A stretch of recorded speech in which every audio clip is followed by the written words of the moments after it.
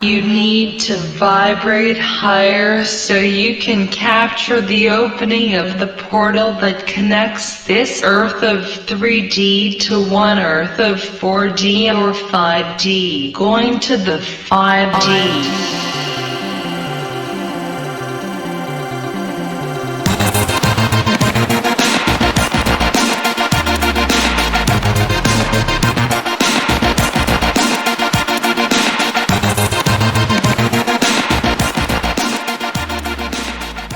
Okay, now we're good. Hello, I am Phoenix. And I'm Kara. And we are talking into dimensions. Okay. Happy Halloween, or at least it will be Halloween when this episode comes out. How are you doing, Kara? Pretty good.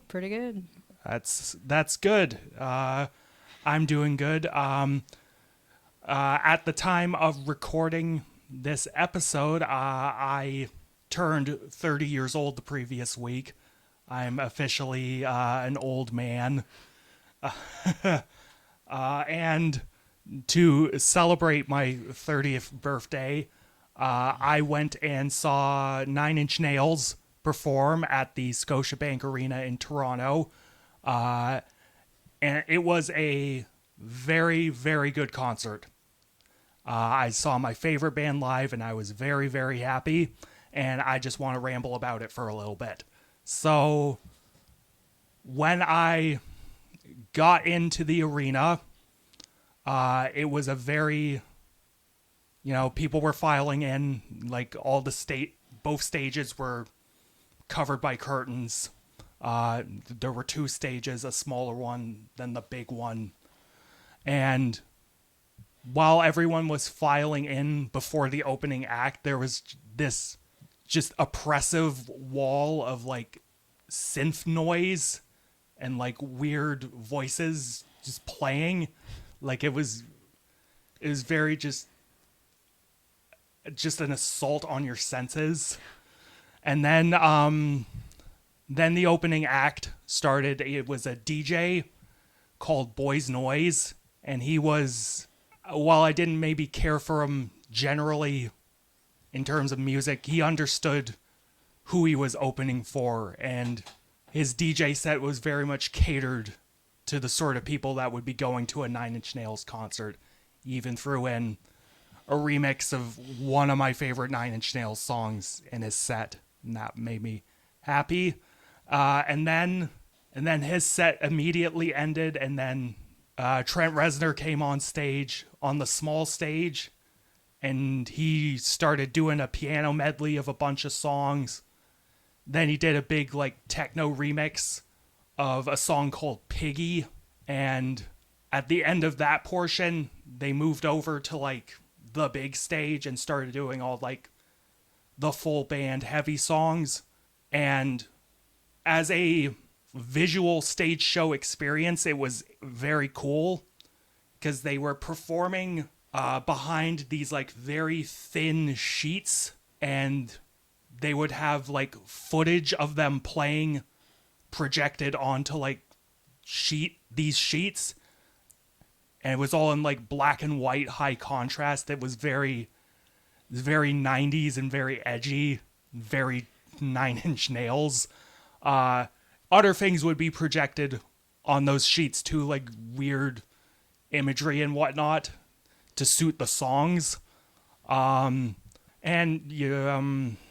talk about the set list, they pretty much played all the hits. They focused mostly, I guess, on the Downward Spiral, which that album turned 35 last year. So this tour was sort of, I guess, in lieu of them just doing a tour where they just perform the Downward Spiral front to back, they just loaded this set with pretty much a ton of songs you wouldn't expect them to play from that album. So after they were done on the big stage for a little, Trent and Atticus Ross, the guy he composes all the movie scores with, they moved back to the smaller stage and invited the opening act on, and they did a bunch of club remixes of like their big hits. That is something like it could have been a absolute disaster, Yeah. but again, this DJ understood the crowd he was playing to, and the remixes worked. Like the remix they did, a Closer, was like banging. And during this portion, like the only song that I didn't really know on the set was the song Trent released in conjunction with Tron Ares. Oh, right, yes. Yeah, no, because because that album's going to be coming out soon. Yeah, As Alive as You Need Me to Be, Yeah. which is really good. Yeah, no, it's like it's a good song, but it's like that's the only song on the set I didn't really know. Like I heard it maybe once or twice. Yeah, from the Before trailers, I think. The that we've trailers, seen, yeah. and because it's fucking Nine Inch Nails, I'm gonna drop everything and listen to the new Nine Inch Nails song. Yeah. So, like, so after the big like DJ club mix set, Trent sort of went on this little path back to the big stage and played like the last leg of the show with his full band. And Trent ends his shows with Head Like a Hole in Hurt. And when Hurt finished up, because that song ends with this giant droning wall of noise, Atticus triggered like the big wall of noise, and everyone in the band slowly just filed off, took their bows, and left. And the curtain slowly came down, and like their logo was projected on it, but the wall of noise kept playing, kept getting louder and louder until it just got really pitchy, and then it just cut out, and that's when the house lights were turned back on. That was the concert. It was fucking awesome. It's everything I expected and wanted out of a Nine Inch Nails show.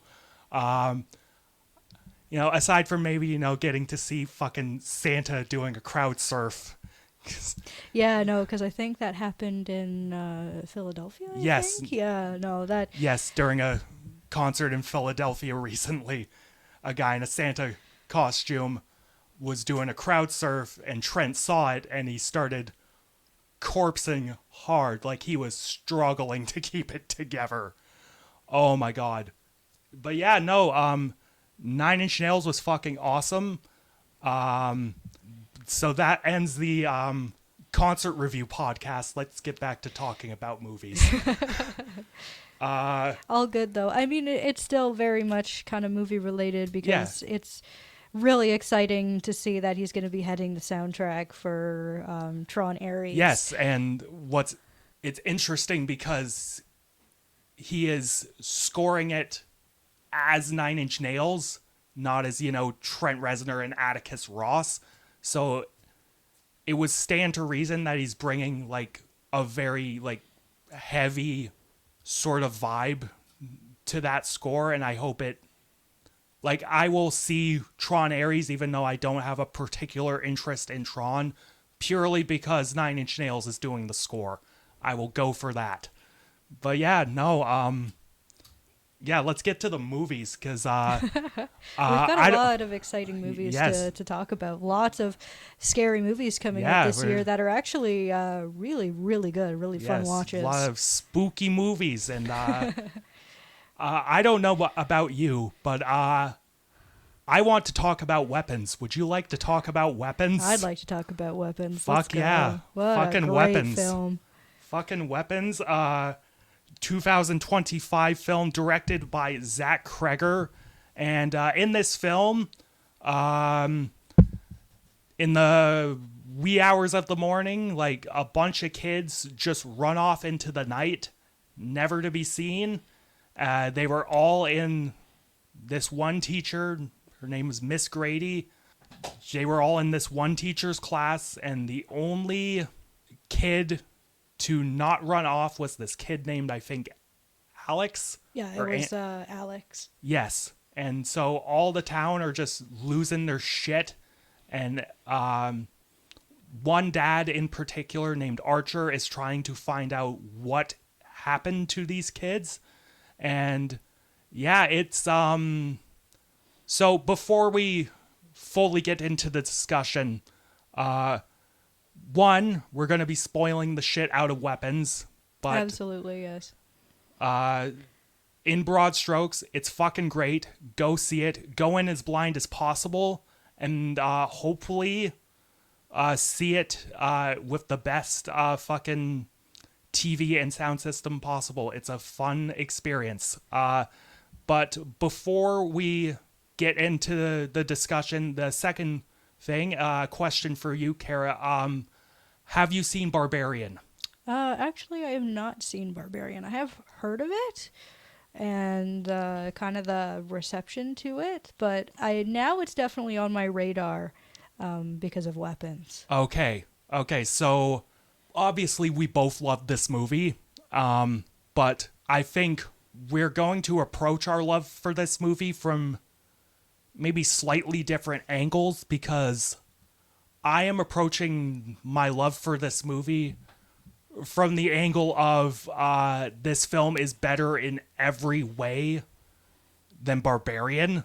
Like, he improved every aspect of Barbarian that had like serious potential. And that's all you can ask for from Yes. a director. Like, that is really fantastic to hear. Yeah. So what I really thought he did better in this film than in Barbarian is that this film is a better example of how to structure a story in out of order sequences. Yes, absolutely. Because for me, Barbarian felt like multiple different movies stitched together into a 3-act structure, but everything in Weapons was so cohesive. Like, everything tied in to everything else so neatly. And when Zach Kreger was returning to a scene that had happened before, but from a different perspective, he knew not to fill the scene with unnecessary fluff that we had already seen. Like, he'll just sort of cut in bits of what we already saw, but the majority of stuff is the same scene but from a wildly different perspective.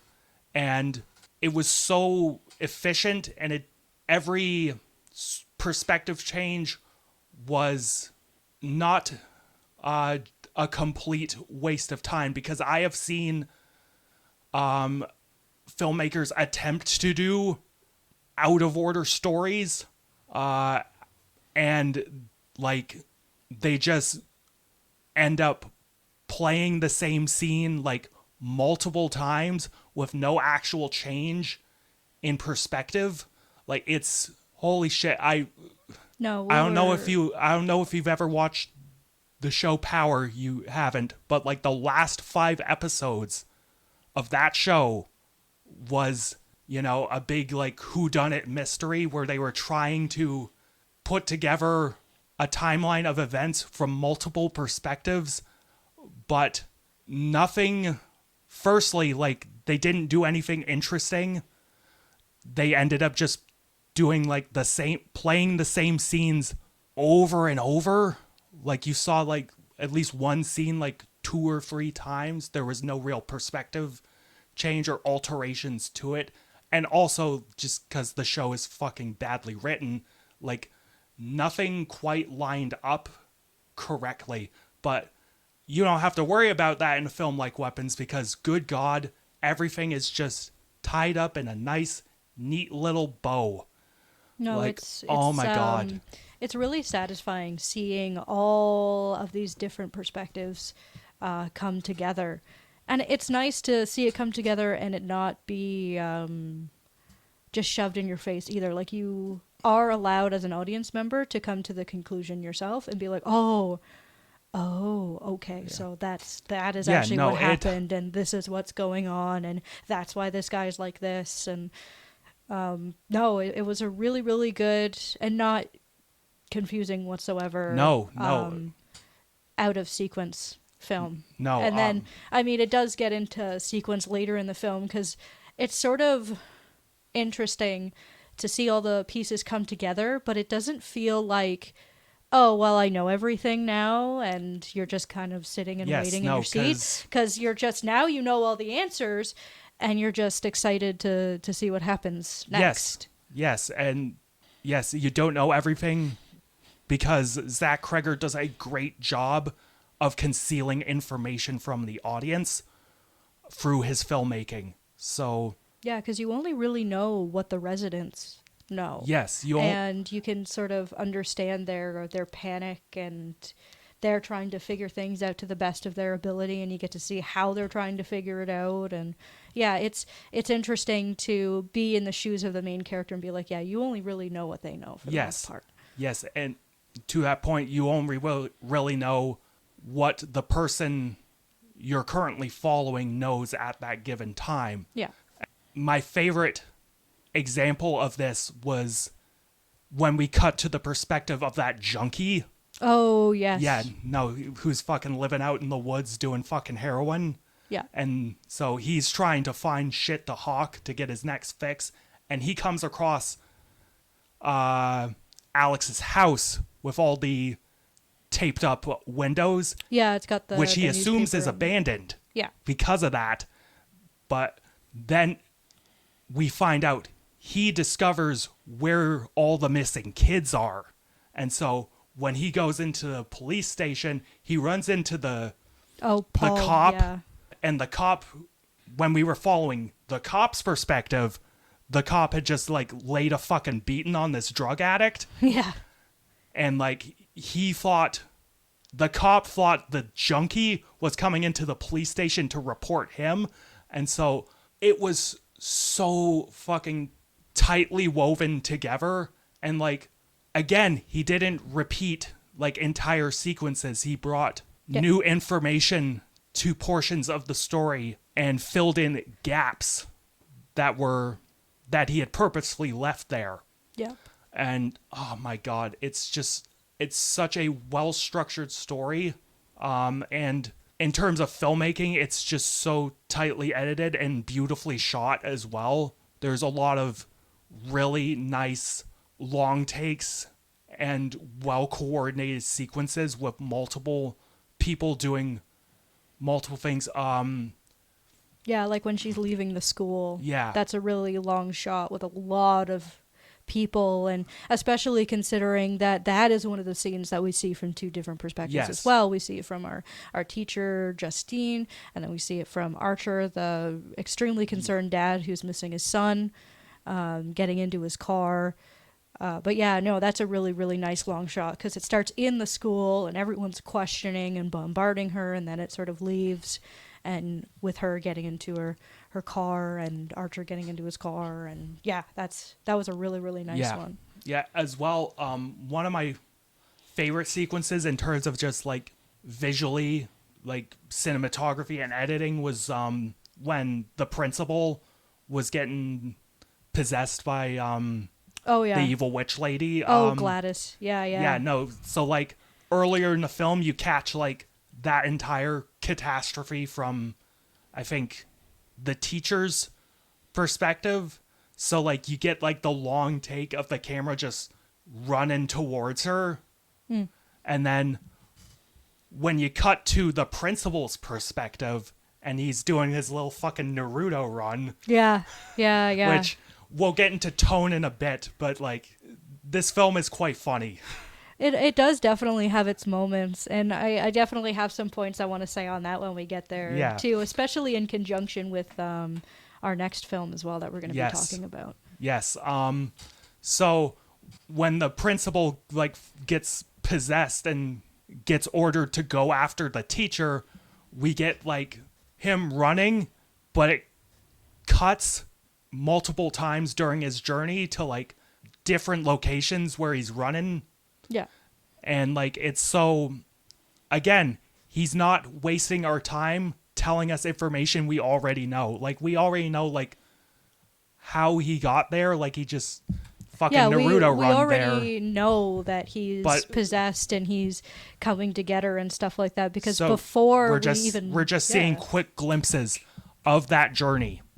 And like, it's so good. And another great thing about this movie is like the makeup and the gore, because like in terms of the practical Yeah, effects are the effects are incredible, great. especially the end of the film. Yeah, There. no, that was and good.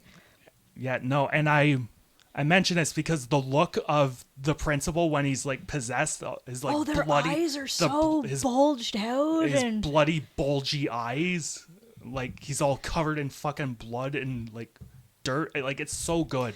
like I feel like I love these effects so much with like, because you can just feel the tension in these possessed characters. Like when they're given an order, they put their all into it. Like there's Yeah. so much like tension and energy in the eyes, but just like there's no, frustration. So like seeing them bulge out and everything, Yeah, it's a they're- really cool touch. Yeah, no, You know, they're- like these people are being told something and they are going to get it done Yeah, until no, they're they've been given tunnel vision. They're Yeah, they've pretty been much. Weaponized, so to Oh. say. Got him. We got him. Got 'em. But yeah, one of the big things that Kreger improves upon from Barbarian is this film has a much stronger sense of theme Yeah. than Barbarian, I think, because this film is, take away all the spooky bullshit. This film is about a town that is grieving a tragedy. Interpret what that tragedy is however you want. Like, obviously Yeah. it's a school shooting. Like, you could glean that from, the giant floating gun image Oh, right. over Yes, their house. with Like the clock on it. yeah, and- no, like yeah. a very, very unsubtle image. But Very, yeah. yeah, no, like again, like there's an obvious interpretation to it, but you could take it multiple ways. Oh, Because absolutely. in general, it's about collective trauma. It's about a town that doesn't understand what has happened to a bunch of innocent kids, and everyone is scared and they want answers. Like, No, and Josh Brolin, the dad, is like the biggest sort of, he's like trying to investigate it himself, and the cops are telling him to, back the fuck off of it. We're doing our job. You need, like, we understand what you're going through, but you need to let us do our job. And we get a lot of really good insight into it, because it's like, yeah, it's his kid. Of course, he's going to be concerned, but he, as a dad, also feels like he missed out, because like he says in the film that he regrets never telling his son directly that Yeah. he loved him. So there's an additional bit of motivation that really sort of adds to, I suppose, his desperation with finding Yes. his son, which of course is also really interesting when you know that, because you find out that his kid is the school bully. So that's actually a really interesting little tidbit there, I Yeah. suppose. I realized that by the end of the film. I'm like, oh, right. That's the kid who's bullying Alex. It's like, oh, I wonder why. Yeah, and the characterization of Miss Grady, who's played by Julia Garner, is also like very interesting, because she's not, presented as like an innocent, saint of a teacher. No, she Like, has her. she has demons. Yeah.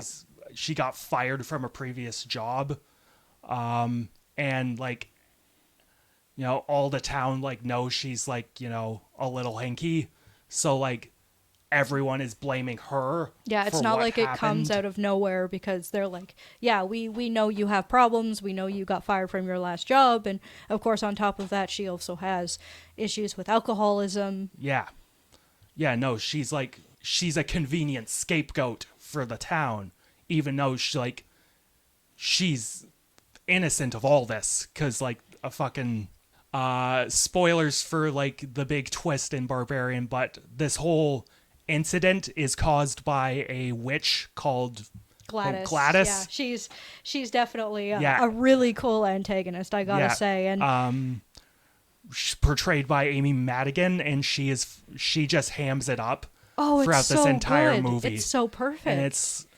And as a villain, she's interesting because, you know, she's performing all this black magic and has, you know, caused these kids to do their little fucking Naruto run to her house in the hopes that her cancer is getting cured because of it. Like, we Yeah. don't know what exactly these kids are going to be used for. So But, you know, the clear motivation of she will do anything to, like, cure her of this terminal disease. yeah, And, like, you don't, like, I can understand the criticism of, you know, like, what exactly, you know, would these kids be doing? But, like, I don't think you need that info. I think the most info you need is, you know, Gladys has resorted to, you know, evil magic because she is desperate to not die. yeah. And I think actually, because speaking of theming, there's a lot of sort of moments that talk about parasites. Yes, Quite like a bit. one of the Which is one yeah, of the lectures Miss Grady was giving in her class was about literal parasites. Yep, and then of course you have the principal, Marcus, who's watching a documentary on Yes. cordyceps, which anyone who is a big fan of The Last of Us will probably Yeah. get a bit of a kick out of that. For those of you who are not actually, who might not know what those are, essentially, just to put it briefly, it is a mind-controlling fungus that mostly so it infects a variety of different insects. What it will do is from a very, very high place, it'll start to send off its spores, which will then infect usually spiders or ants.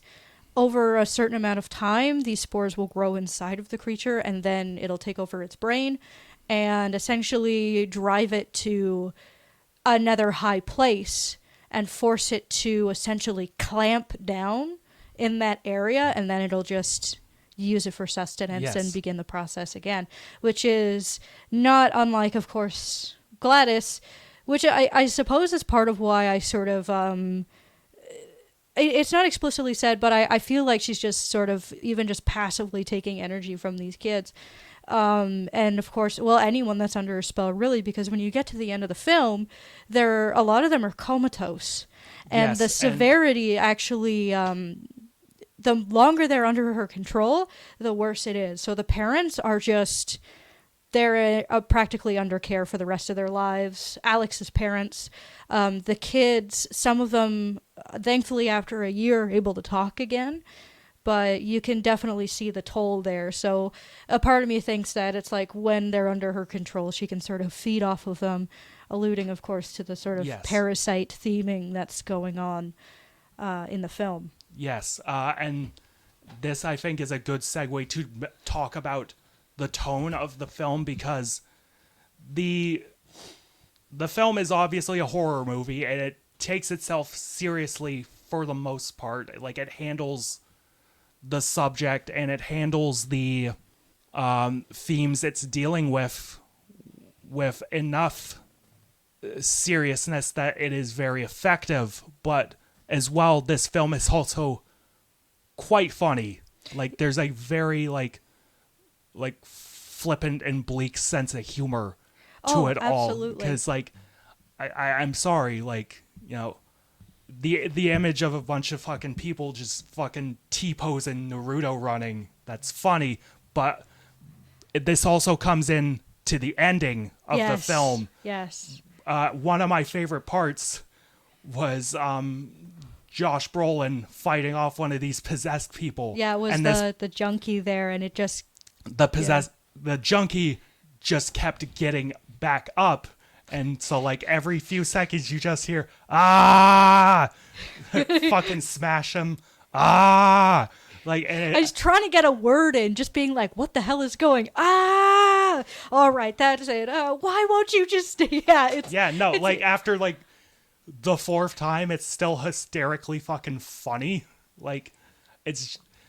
Sometimes the best joke is the one you just bash over people's heads. Oh, absolutely. And then I think...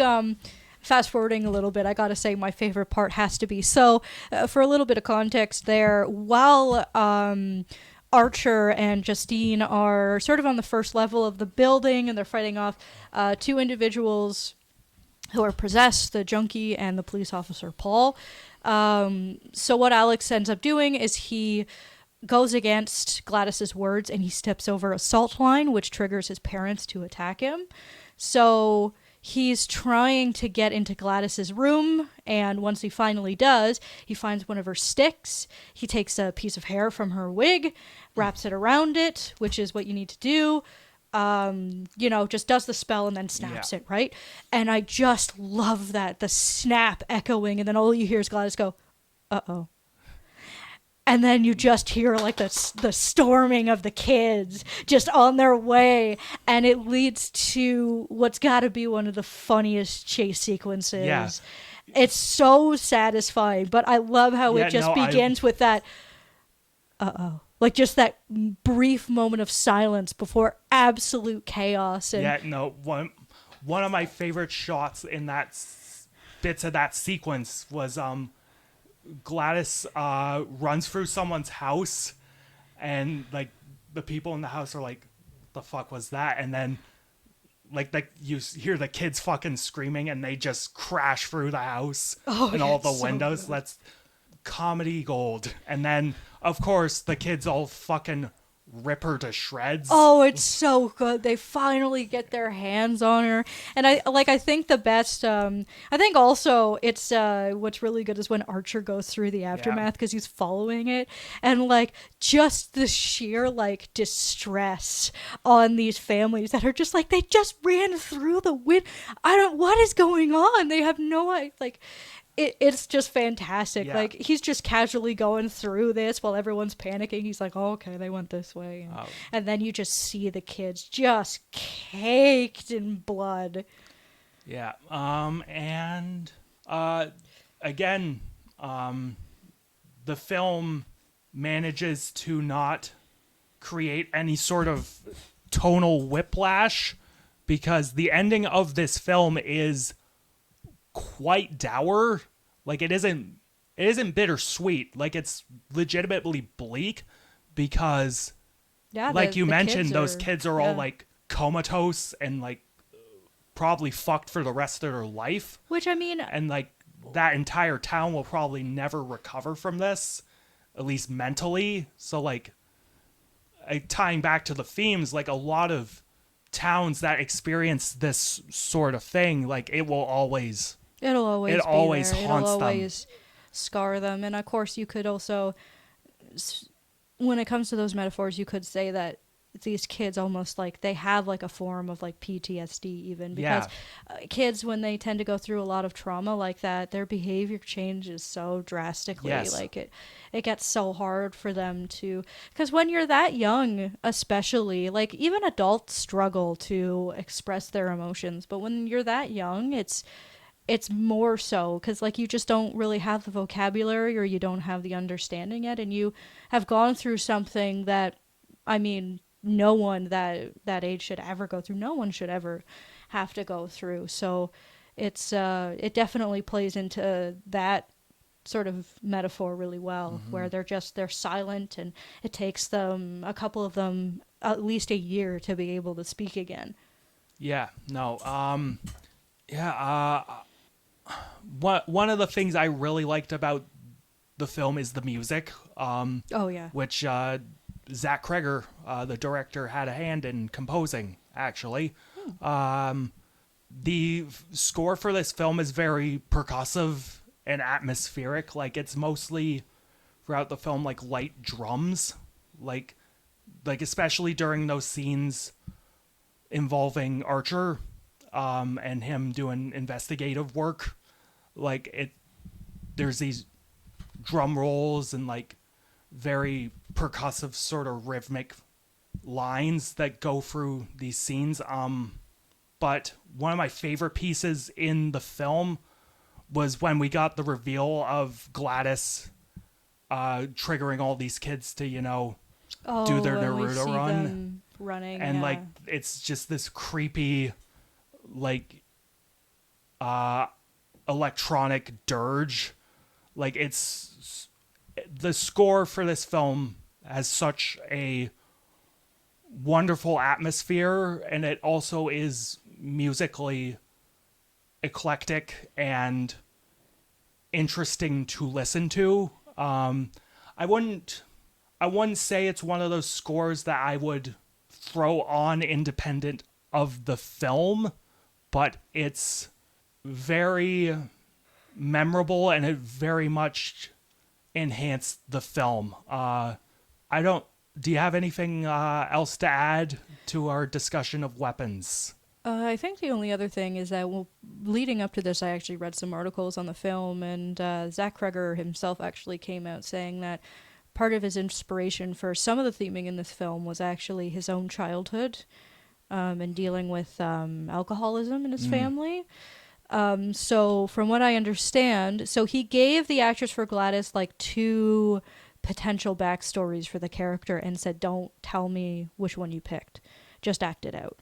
But definitely one of the things that was sort of overall standing was the fact that she was sort of a metaphor for alcoholism in a family where she just takes everything over and the parents become like very catatonic, and it just uproots Alex's life and he ends up having to take care of them.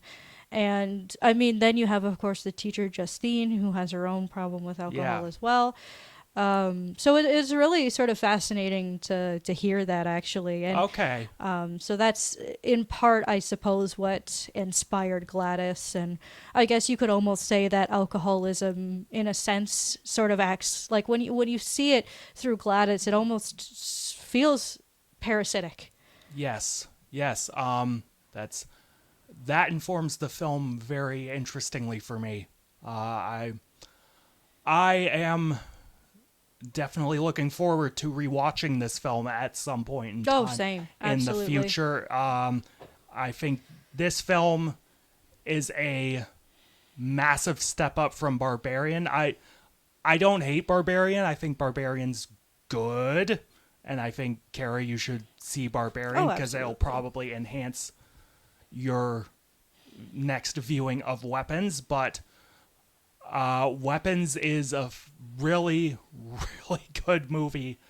It's one of my favorites for the year of 2025. And you should all see it. Again, go in as blind as possible. And I am feeling a 9 to a 9.5 out of 10 on this one on rewatch. I think it's probably going to be a 9.5. We'll see, though. Yeah, I'd say for me it's definitely a 9.5. Okay. Like, I definitely really enjoyed it. I suppose as like a long-term horror fan, there's just so many things in this film that are really refreshing. Like, I suppose some of the comedy, which I'll touch on more when we get into our second film, because that's definitely a horror comedy. Because, yeah, it's just, it's nice when you finally find that horror movie that doesn't slip into a lot of those cliches. Yeah. Like, like Blumhouse has made some good stuff, but also like, Blumhouse movie number 50 with the ghost that's haunting the house and the dog dies, and it just gets so exhausting after a while. Like, this feels like a really creative horror film with some genuine tension and really cool ideas. Like, it's just refreshing. It is so refreshing. Yeah, absolutely. Weapons is a slap. So we also saw another film. We saw a film called Together, which I definitely seems like I liked a little bit more, but that's okay. Yeah, well, we'll get into that in a bit. So we saw a film called Together. It came out 2025, directed by Michael Shanks, and this is about a couple named I think Let me see. Tim it and- is Tim and Millie. Tim and Millie. Thank you. And they, after a botched marriage proposal, to say the least, Oh, God. they still decide to move into this like remote house in like Out somewhere some in the bumfuck country. town. Yeah. And while they're out hiking in the woods, they fall into a giant cave, and Stupidly drink the water from this really messed up looking pond with tentacles coming out of it. Fill up their water canteens with like water from a spring, but unwittingly they drink, the magic spooky water, and this water causes them to mentally and physically start fusing together. Yeah. And so these two have to sort of, on top of their rocky relationship, navigate, their bodies literally just destroying each other.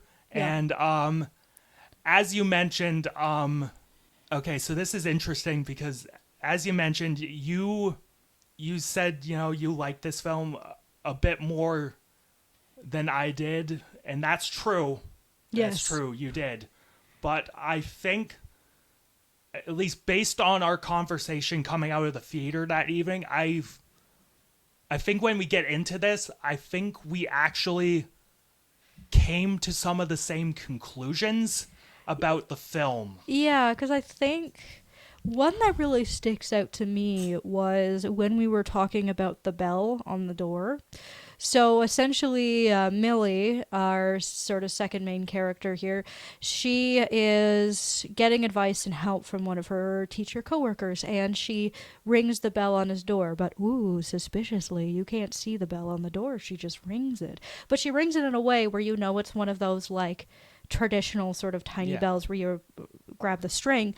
And at the beginning of the film, there were bells in trees, and I immediately was like, oh, I know where this is going. And lo and behold, it turns out that this teacher is actually a part of a cult that believes in a old Greek myth where essentially Zeus thought that we were far too powerful.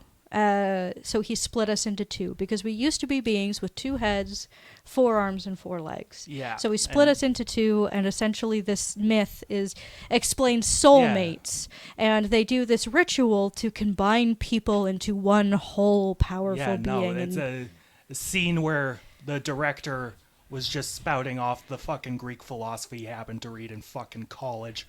Like a fucking hack. No, because like I feel like that's the one thing that I didn't like is because I'm just like, oh, I know where this is going now. Because it's like as soon as he said the myth, I was just like, oh, okay. So he not only do we not see the bell, he literally just like explains what's going on through the myth. He literally explains the cult's philosophy. Yeah, nope. He essentially just explained the entire point of the movie halfway through, then and there, like it's like in a very heavy-handed way, and like this is the big problem I have with the film. Yeah. I feel that the film has a bad case of not knowing what it wants to be.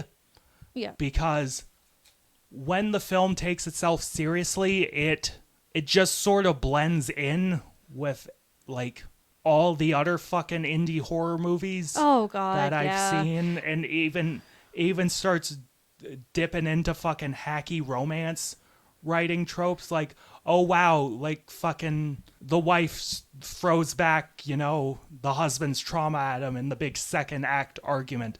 Fucking riveting stuff.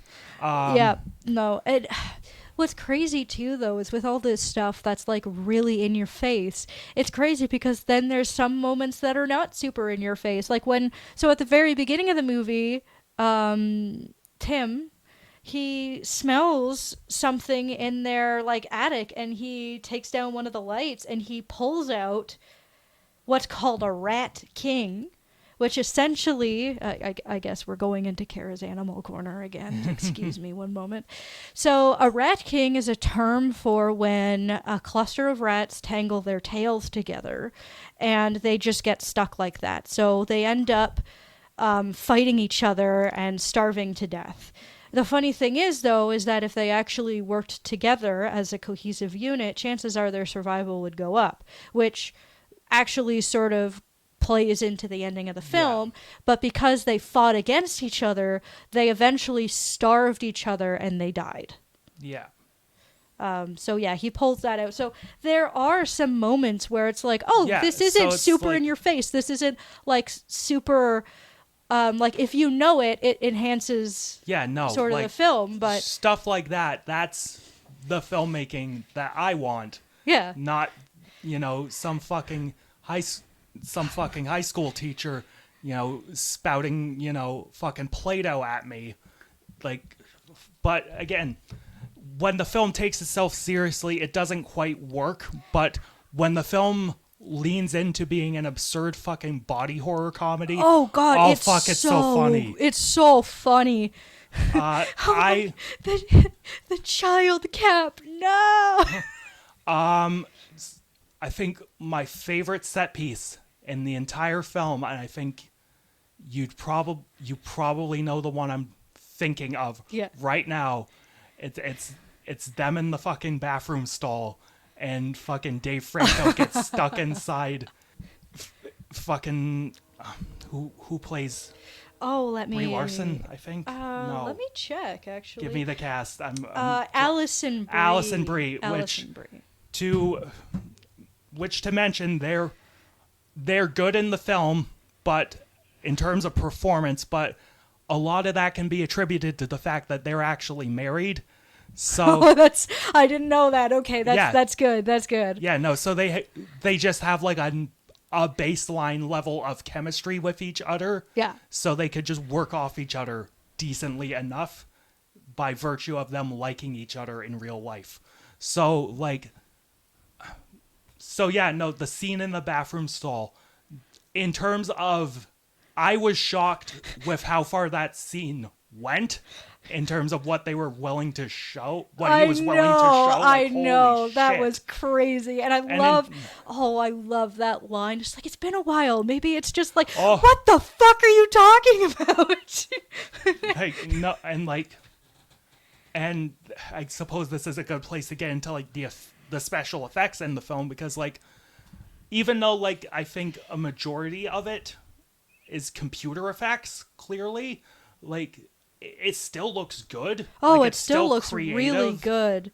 I think it's got to be like, I'll look into this, but I feel like it's got to be a blend. Yeah, like there's some practical moments. Yeah, no, and like again, like when they play into the absurdity of it, like when you get scenes like the scene in the bathroom stall, or them like slicing through their like interconnected arms with a fucking that one is saw. So good. I love it so much, because like the boyfriend wakes up and he's tied to a chair, and the girlfriend, one-armed, is like trying to take this buzzsaw, and he's like, what the fuck? He's like, well, we gotta do this soon or it's gonna be harder later.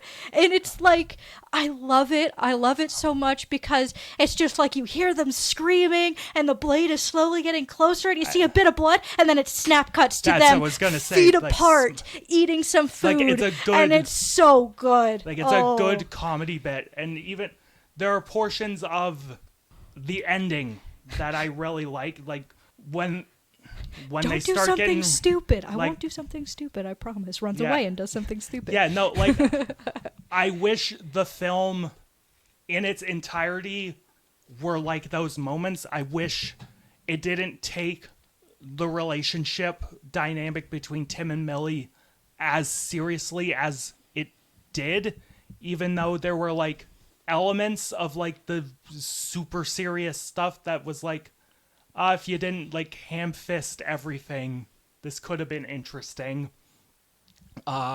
But yeah, no, like just have them be.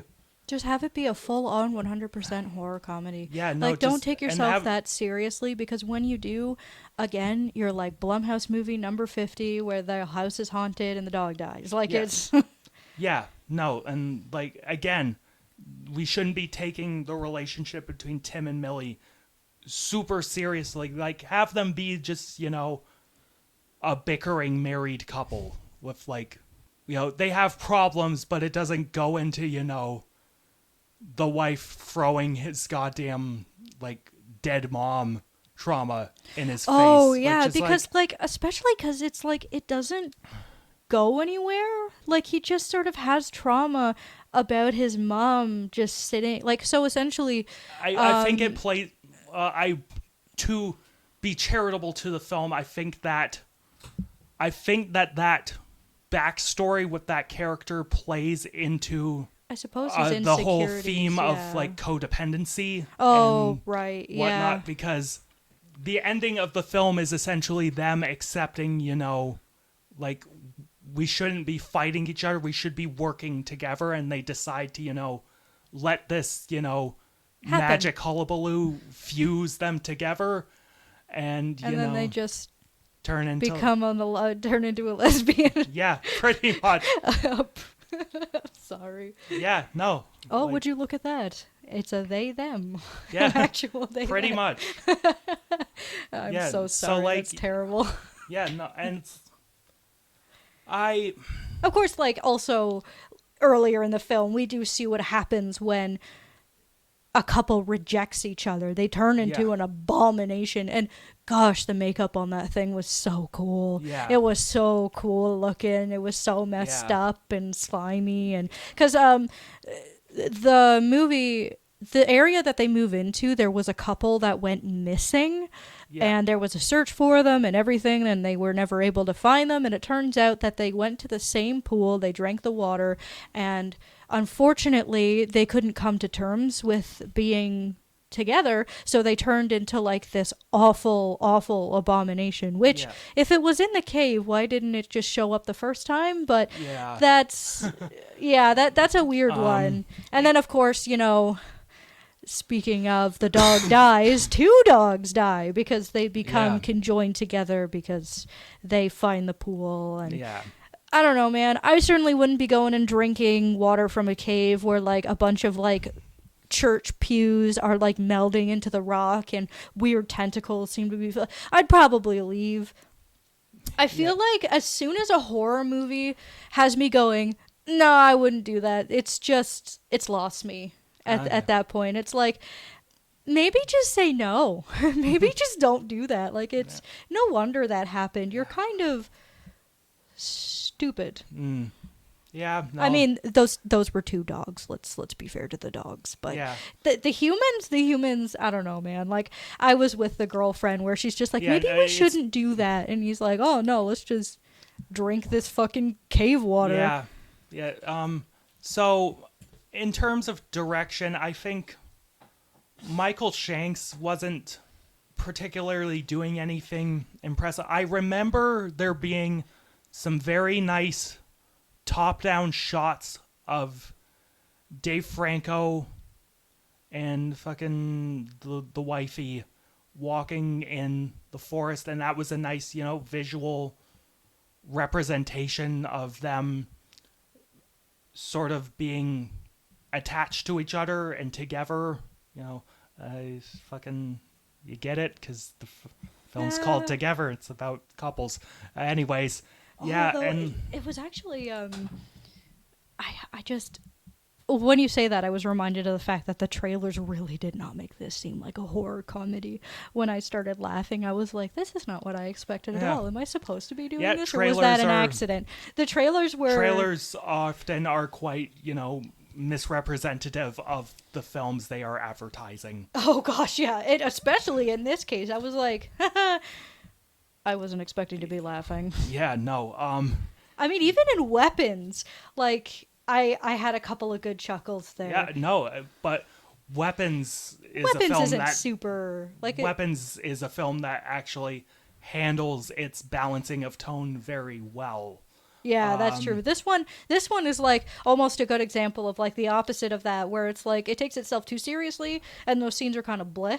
But then like the scenes where it's really funny, it becomes a really cool, interesting horror film, like a Yeah. old kind of like an old schlocky body horror from like the 80s or something like Yeah. that, you know? Yeah, and we'll be getting into schlocky 80s body horror later on. Let's go. I'm really yeah. excited for that. That said, actually, before I forget here, because I did say that I wanted to talk about it, I've sort of, with these films, I sort of began to realize that, man, is comedy so effective in horror sometimes? Because I feel like, so if we were to go back to Weapons for just a quick moment, and like the dad has a nightmare and he wakes up because he sees Gladys's like awful face or whatever. It scares the bejeebus out of him and he just goes, what the fuck was that? Like, I feel like it's those moments that really like make the characters feel human.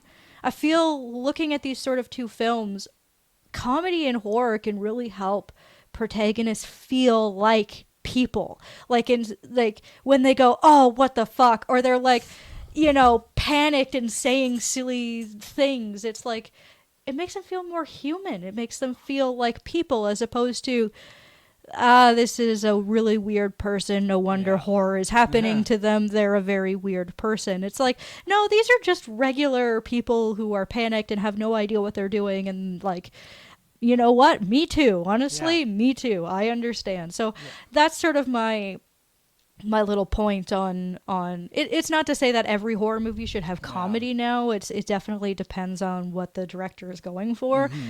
But in these films, especially Weapons, those moments are very effective because it's like you feel like a person. Because if I had a nightmare like that, I'd be waking up like, what the fuck too, honestly. Like, I get it.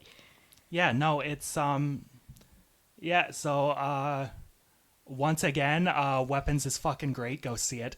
But we're just gonna be, because like there are some similarities between these two films. It's just one is sort of like an example of what to do, and one is an example of what not to do. Yeah. And one is like full potential, absolutely amazing, and the other one is, no, this is kind of missed potential. Because if you just gave in to the schlockiness, it would have been great. It would have been a really, really good movie. Yes. No. So yeah, I wasn't impressed with much of what Michael Shanks was doing in this film in terms of direction. Like, the score wasn't that memorable. It was horror movie music. Yeah. The special effects were cool, and the writing was just all over the place in terms of tone.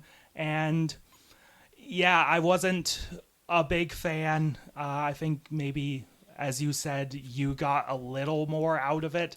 Yeah, because like I'm the big special effects person, right? And I really, really like the special effects in this movie. So, they were so stress inducing, and like they literally got under each other's skin, which got under mine. Yeah. But no, I'd say definitely. I feel like I'm just disappointed. But what's there, I can't help but get a lot of joy out of. Like those funny moments, you know, I think they're pretty fantastic. Okay. And at this point, I'm just, repeating myself. Yeah. But, yeah. So, yeah, no, I think I was proven right. We came to the same conclusions, but I think you got a little more out of this than I did. For Together, I'm feeling a 5.5 out of 10 on this one for me. Yeah, I'm saying for me it's probably a 6. Like I'd say it's a bit above average. But yeah, it's definitely not like, I feel like it's one of those ones where I would probably revisit later because it's still at least a fun watch, but it's not like, oh, I'm going to write home about this one like I would Weapons, you know, but so actually, we should probably get to my surprise for our podcast here. What the fuck do you have in store for me? So it actually sort of stuck in my head a little bit when you said that we should consider bringing movies that we watch independently into the podcast. Okay. So, for the first time ever, I saw Hellraiser. Like the first Hellraiser. The first Hellraiser, yeah. Fuck yeah. Hell okay. yeah. So, just to give a bit of context, I was watching YouTube shorts and the resurrection scene came up, and I was like, oh, Hellraiser, I was not aware of your fucking game. So I put the movie on. Because, wow, that resurrection scene has to be some of the best practical effects I've ever seen. That is extremely, extremely cool. But yeah, Hellraiser, I had a blast watching it. Fuck yeah. I think it's fantastic. It's not one of those ones that has me like shaking in my seat, but the practical effects are like 10 out of 10. Just, it's so good. The character designs for the Cenobites are iconic. They are so good. They're all like varied and have their own sort of like characteristics and really standout silhouettes. I mean, of course, Yeah. Pinhead. Yeah. Fucking Doug Bradley's Pinhead, legendary. Holy Legendary. crap. The performances in that first Hellraiser are outside of Pinhead are really good. Oh yeah. And it's really interesting how the second half of the movie kind of switches perspectives because it goes to like Kirsty as a main character now. And I actually really like Kirsty as a protagonist. I think she's actually quite smart. She is very, very capable. Kirsty is kind of like the heart of the first 3 Hellraiser movies. Okay, yeah, because I think I definitely want to watch the rest of them. Though when I heard that there were 11 of these fucking things, you stop after like 3 or 4. Yeah, exactly. I was like, I'm not doing this. Like you skip everything after like 3 or 4, depending, because 4's an Alan Smithy joint. Do you know about what that name Alan Smithy is? That doesn't ring a bell. So. Back in the day before like the internet, when a filmmaker or writer or both wanted to disavow their connection to a movie, they would ask to get credited as Alan Smithy. Oh no. Oh, that's terrible. Yeah, so like it's just if you see Alan Smithy, it's a no-go. Yeah, if it's an Alan Smithy joint, you're in for that is so you're in for some stinky. Fascinating. But yeah, So like you skip whatever the fuck happens after Hellraiser 4 and then you go to the 2022 Hellraiser. Yeah. The 2022 Hellraiser's quite good.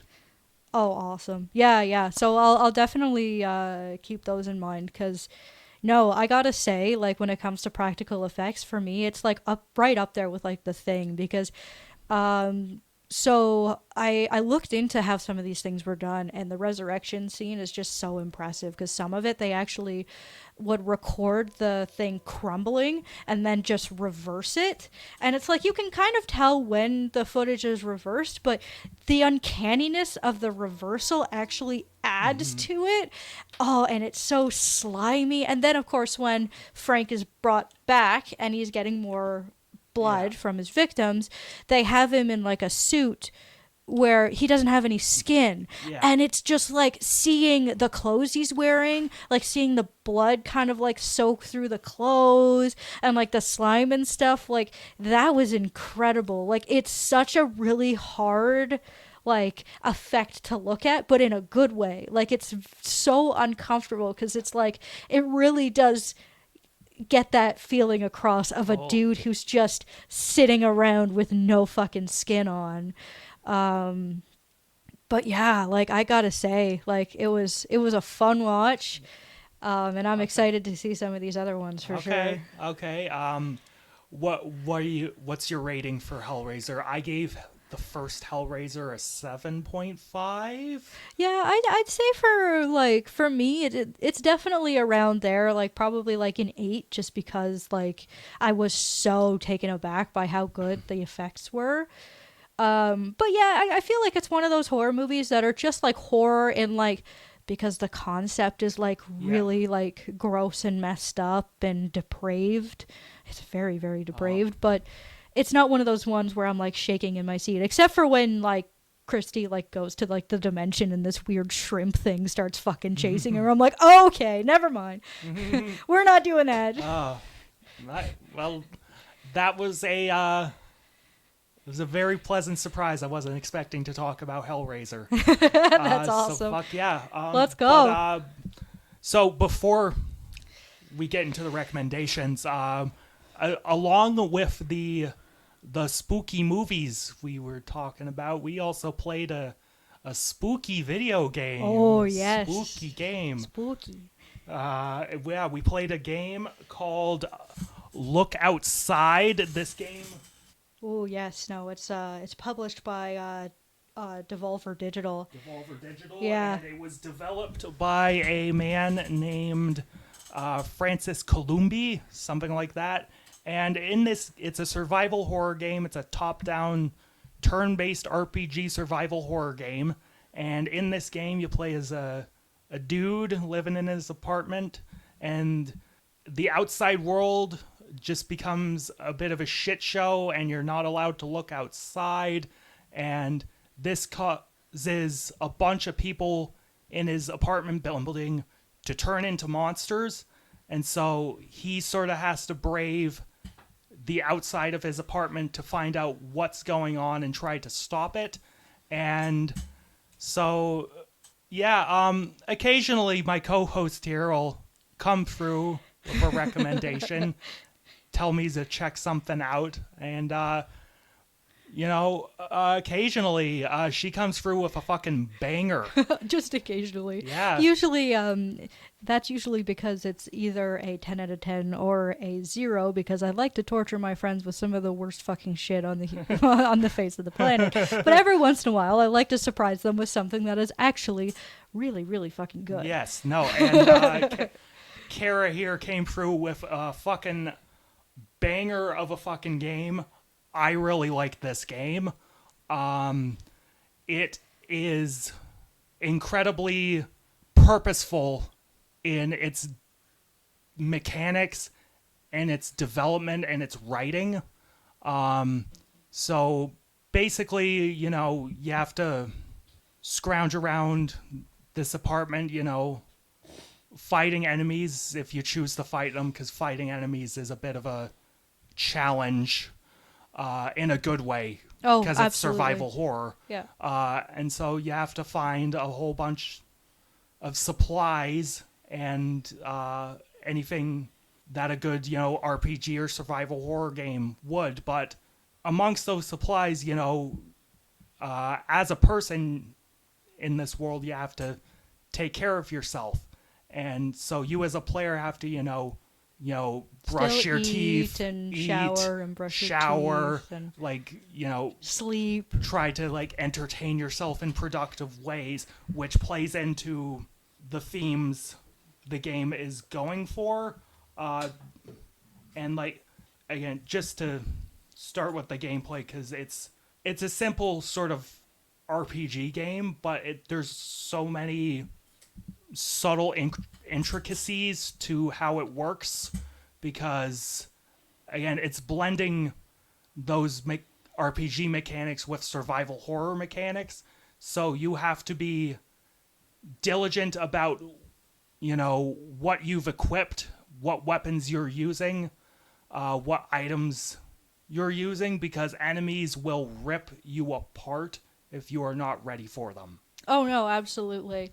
And I mean, your weapons also break, and if you don't have duct tape, you can't repair them. Yeah. If you use them when they're broken, they will be completely broken, and then you are just not able to use them. You will lose them as a potential item. Of course, you have abilities. It's definitely standard RPG affair. You have your standard attack, your abilities, healing items, that sort of stuff.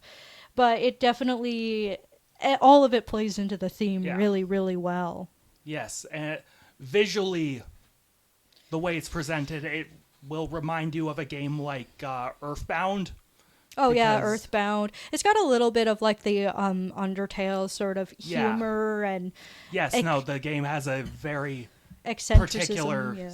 particular sense of humor to it, and a good chunk of that can be found in one of the mechanics in the game is you can play video games Yeah. to kill time, and one of the things that got a bit like a large amount of chuckles out of me was getting this game called Super Jumpman 3, but when he plays it, it plays out like fucking Takeshi's Challenge. Oh, Like, that- that's so good. That's yeah, that. yeah. That was so fucking funny. But yeah, to now go into like the more like artistic elements of the game. So like the monsters you fight, clearly this is gonna fit in with our theme here because the monsters you fight in this game are fucking terrifying. Oh yeah, it's all body horror, and I think what I love so much about these sort of monsters is it feels like they all fall under a theme. Like, for example, Yes. if you were to go into like the landlord's place, they're all like these multi-limbed blue creatures. But if you go into your neighbors, they're all a bunch of teeth monsters. Yes, and You find the painter, and they're all made out of like paint, and it's just like they don't feel like super random. They all feel like they're designed with a purpose Yes. and a role to fill, and And it's the landlord- it's incredible. Yeah. and the landlord's bit is interesting because his apartment will like morph into a war zone, and Yeah. all those monsters are dressed like soldiers and guns because he's clearly like a Vietnam vet. Yeah, and Like- it's funny talking to them too, because you could go up to them and be like, "So, where were you before this?" And they're like, "I worked at a hardware store. Like, Yeah. I don't know how the hell I got here." Yeah, Like, they're like, "Well, it beats working retail." yeah, And no, so a lot of the monsters have these really cool themes to them, and the sprite art on them is yeah. No, really, it is, really good. This game was the developer Francis Columbi. He made like a crude version of this game for like some sort of contest or something, something to that effect, and like the buzz surrounding it was like so big that he was like, "Huh, maybe I should make this into a full game." So he got a bunch of, so he got a team together, and they fleshed out this thing he made into what we're talking about now. Yeah. And like he made it all in like fucking RPG Maker. Yeah, which is- and that it's- is such a and that's feat. why that's why I was going to say it's incredible what he was able to do with such a rudimentary set of tools. Oh yeah, no, because like the problem. So RPG Maker is a really, really good tool in some ways, but when you open up an RPG Maker game, sometimes it's really obvious that it was made using that engine. It's like, oh yeah, Yeah. this is another It- RPG Maker game with the usual stuff. And I mean, like there are some things that are a couple of sort of makes it obvious that it was you. But to be honest, like it feels so fleshed out that Yeah, no, I he feel put, it doesn't feel like an RPG Maker game. yeah, Like no, it's just so independent from the engine because they added so many things to make this yeah, work. it's proof that a game engine is just a tool exactly. to use, and yeah. like if you're creative, if you're driven enough, you can use that tool to make something interesting. Oh yeah, you don't need all the most expensive tools on the planet Yeah. to get something done. Like you can really make some good stuff if you even Yeah, with some no, of the most and- rudimentary basic things. Yeah, no, and so when I was playing this game the first time, I got to like the ground floor area, and like you get trapped in this like maze full of like against this black void. You're on this path, and then this giant fucking eldritch beast just Oh, the charges at smiling you. beast. And like I was like, I will reenact what happened to you. So I'm just Like, and I was just fucking running. No. Like, no, that shit freaked me the fuck out. Like, It was very good. But the funny thing is, actually, is that there's a lot of hidden things in this game, too. Did you actually know that you can make the smiling beast your companion? If you kick its ass, it'll come back as a companion. That's dope. Yeah, and I actually was... So, what I actually recommend is before you go to that area, like, stock up on, like, Molotov cocktails and stuff like that, and just berate the thing with them. Like, just Okay. absolutely... I'll keep that in mind for next playthrough. Yeah, because she's actually a pretty strong companion. Like, I like him and the little teeth monster boy. Because Okay. I like him so much because he has this special ability where if something is a low enough health, he can just fucking eat them. Or, like, sometimes battles will end so quick because, like, if the creature's, like, underleveled or really small, he'll just eat it. It's great. Okay. I'll keep that in mind. Because, God, there is... Every battle ends with, like, these crunching sounds. Yeah, It's awful. there is clearly, like, a ton of replay factor to this game. Oh, because so many, because there are multiple endings to the game, and this is where I want to get to the writing of the game, because now, to preface this, I'm not saying that this game is an all-in-the-head game, because it's not. No. But what I'm saying is it can easily and legitimately be read as kind of that, because to me, the main character reads as mentally ill. Oh, yeah. Yeah, he has... He's a loner who doesn't... At best, he has some form of anxiety disorder. Yeah. At worst, he's schizophrenic. Because when you're looking through people that are coming to your door, through the people, they all look like distorted and like freakish. Yeah. But then you open the door and they're like, Hey, man, depending what's on up? who you open the door to, they're just like normal-ish people. Yeah. Yeah, so like he views going outside as dangerous. He views the people outside as like dangerous. Like he has some level of paranoia about the outside world. And I mean, probably even before all of this started, Yeah. too. Because, like, I'm pretty sure it's noted that he's unemployed. I mean, your character doesn't keep up on rent, either. Yeah. You have to pay your landlord back through that level. yeah.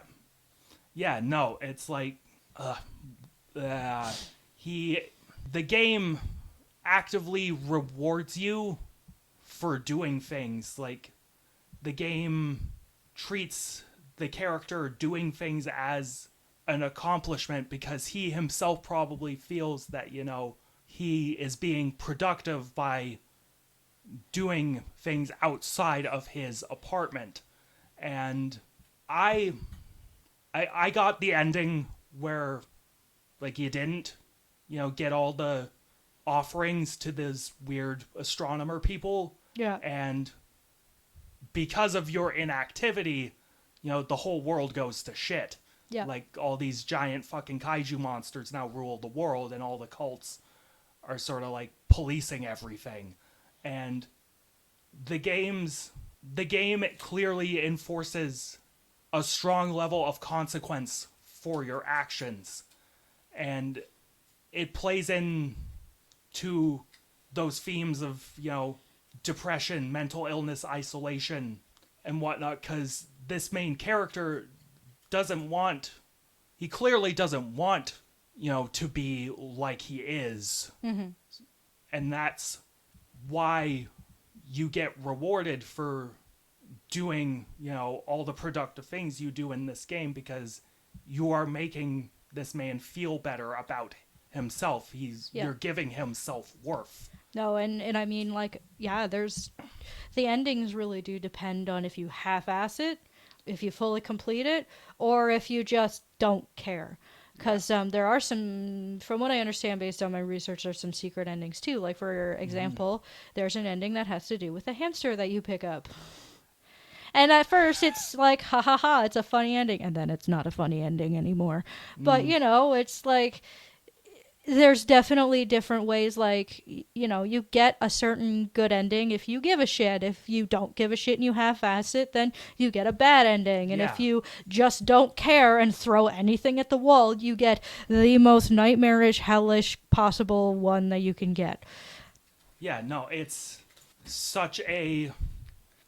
just such a well thought out, purposefully made, creative game, and It's not super expensive either. You yeah, can put a good amount of hours into it. Like, if you're a big RPG and horror fan, especially like an HP Lovecraft yeah, kind of fan, it's an yeah. No, easy I recommend. You can definitely put some solid absolutely, hours into this game. I really like this game.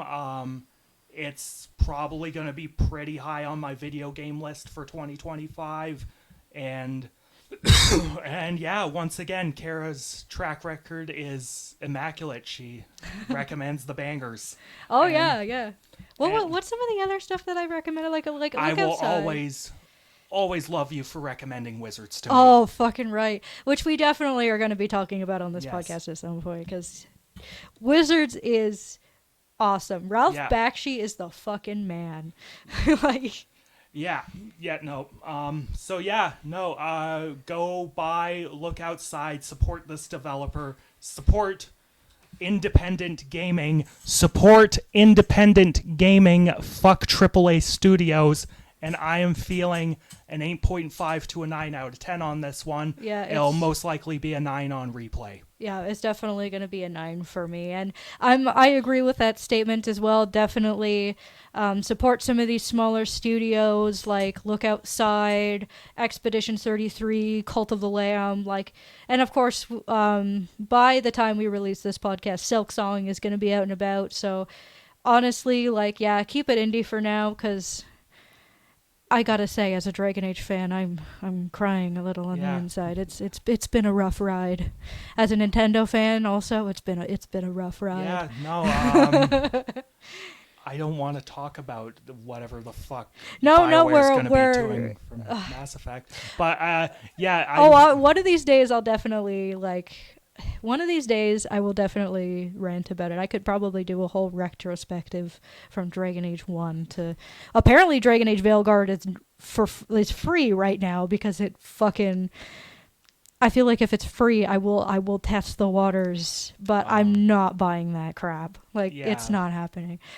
yeah. But yeah. anyways, um, recommendation time. Yeah, no, Hell it's yeah. time for the recommended movies. And since this is your theme, we're going to be talking about your movie first. So Hell tell us yeah. about your movie. All right, so for today, my choice, which I suppose some could say is cheating a little bit, but I'm going to be talking about 2023's film Stopmotion, which is directed by Robert Morgan and written by Robin King and Robert Morgan also. Stars Aisling Franciosi, I think.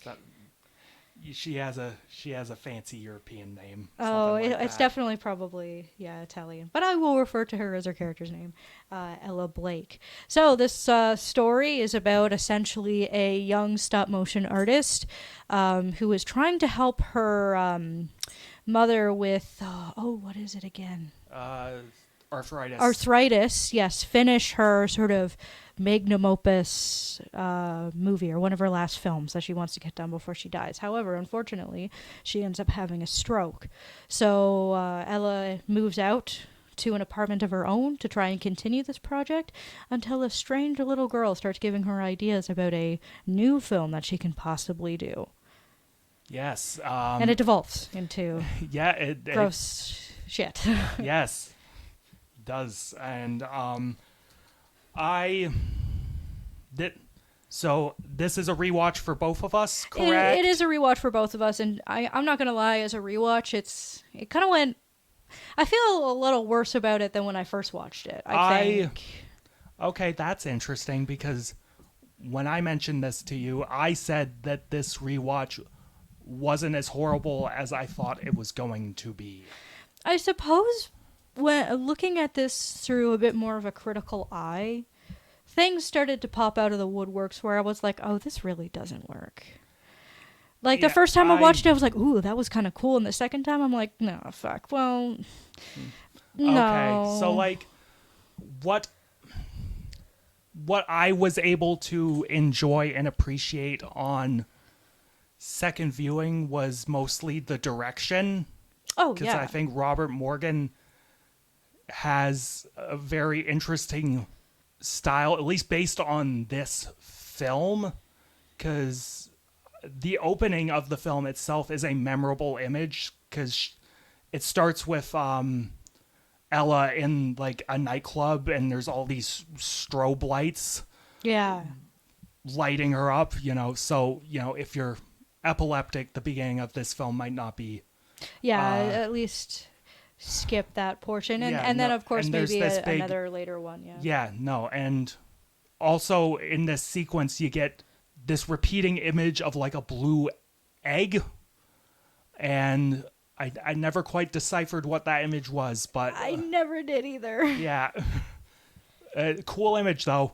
But yeah, no. And then as we cut to, Ella helping her mom, one of the things I really appreciated the second time around was the use of audio in the film, because as that scene starts, Ella is focusing on her work, and her mom's voice is muffled in the background, and it's all just sort of feedback. I'm a sucker for that sort of thing. And as Ella's attention is drifting from what she's doing to her mom gets louder and louder in the mix, to the point where it's eventually just normal volume throughout it. And this is a recurring thing where Ella's focus will be drifting,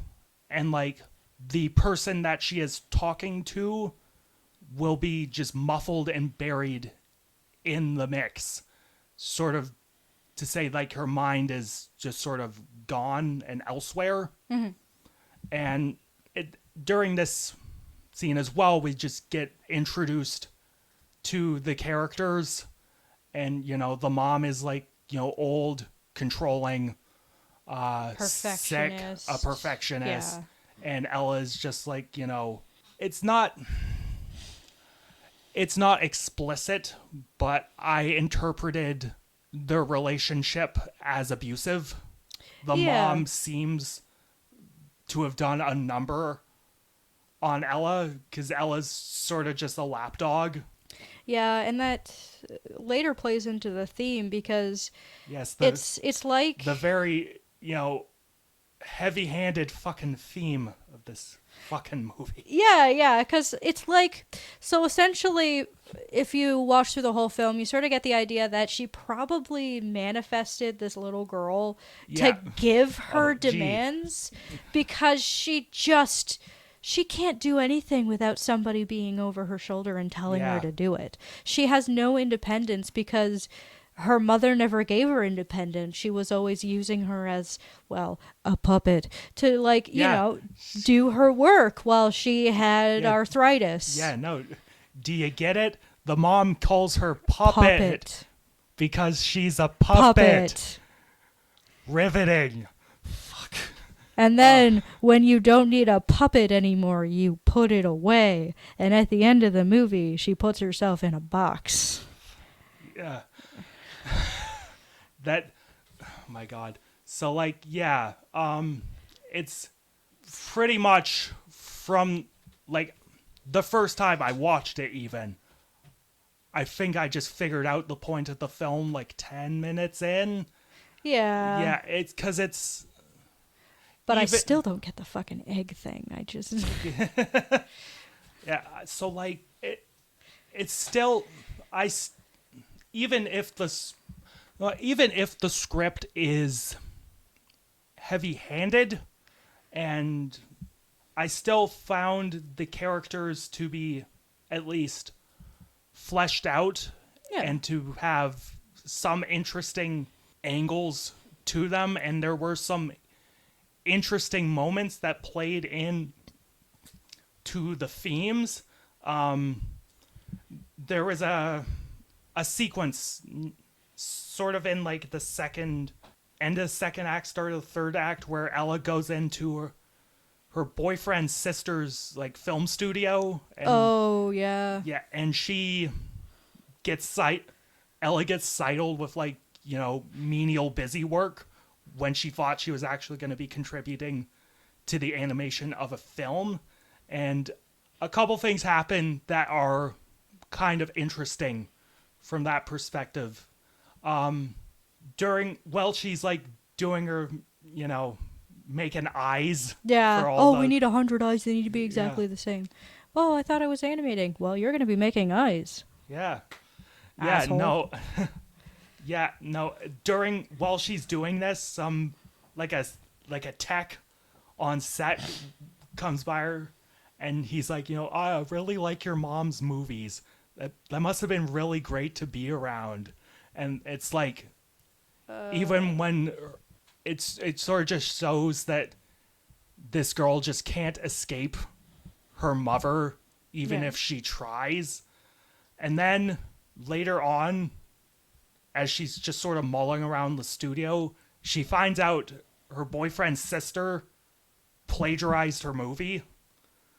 And she got so possessive. Yes. She's like, And she so- has one thing that she thinks is hers. Yeah, And and then- she loses her fucking mind. And slightly justifiably so. Yeah, absolutely. Because, you know, Like, this bitch, you stole my fucking idea. You Yeah, went into and- my and- apartment. You and took she- pictures without and my the- consent. yes, and the sister gave like the most patronizing sort of comeback to this when Ella was like, "What the hell is this? You stole my movie," and she was like, "Oh, I just took pictures for reference." It's called a mood board. Yeah, it's called a mood board.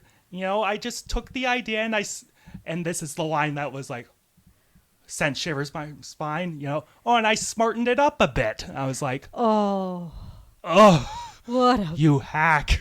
bitch. Yeah. Yeah, no, and like, so there are moments throughout the film that are like, in terms of mechanically delivering, you know, character development, they are interesting. They're well presented. One scene in particular that was very well presented in terms of just filmmaking and character was the party where Ella supposedly drops acid. Yeah. And like it was very interestingly lit. There were all sorts of like neon reds and like big contrasts between like light and dark. There was a portion of it where people were just sort of tripping balls and watching this like stop motion puppet. And like the whole sort of room was just lit by this footage, and like Ella was getting like backlit by the projector. That was very cool. And then there's this like sort of trippy sex scene where like it was set against this like deep red backdrop, and like it was fading in and out, and like and this was just sort of like a moment where she just gets, I think at that point she sort of wanted to take control of the film from the little girl, but like at a certain point she just sort of gave in. And Yeah, because she what was it? I think I think at that point the little girl wanted her to use a dead fox. Yeah, and she was like, no, which, I'm not gonna lie, this is one of those things that, like, I feel like it went from, like, 0 to 100 a little too fast, because it's like, this girl comes in to my apartment, and she's already acting fucking weird, and she's asking me to do all this stuff. And then the second time she comes in, she's like, hey, take this piece of meat and use it. I'd be like, get the fuck out of my apartment. No, like it just feels like there could definitely be like a bit of a boiling frog tactic, but it's like it feels like they should have like made it a little bit more gradual than, oh, let's use mortician's wax, Yeah, like make a little girl out of it, and then it's like, oh, she doesn't look realistic enough, can you use this piece of meat? It's like, oh, we're really just jumping right fucking head Like, first it's- into this, aren't we? it's like, and that plays into the lack of subtlety, because it's like, Yeah. while I appreciate, a good lean mean 90-minute film, this film is like 90 minutes. Yeah. Like it goes by quick, and that's one of the things I was worried about when rewatching it. I was worried this was going to be a fucking slog on rewatch, but no, it Fast, went by quick. Yeah, not bad at all. Yeah, but like, again, it's not subtle No. about what it's doing, and part of that is just the way the script just sort of lays out these super fucking obvious metaphors and uses of symbolism, but also because of how just ungradually, I guess, they're pacing it out. Yeah, because it's like there has to be some sort of like gradual like up in order for, as an audience member, for me to have that deniability where it's just like, oh, okay, this sort of makes sense. Because it's like this girl comes in and it's like she starts giving her ideas and stuff like that, and then maybe the ideas start getting weirder and weirder, and then we get to the meat thing and she's like, oh, well, aren't the ideas working out? But it's just like they've only filmed like one scene. At that point I'd be like, no, you need to leave. I'm not making a doll out of meat.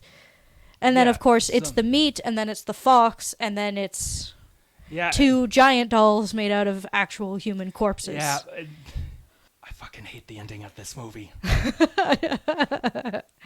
So like, it eventually like gradually builds, like, Ella becomes more obsessed and more consumed by this film. Like it starts to blend into her real world. Yes, that's sort of like the Ashman actually starts interacting with her specifically. Yeah, no, it's like, again, that's sort of the big theme of the movie.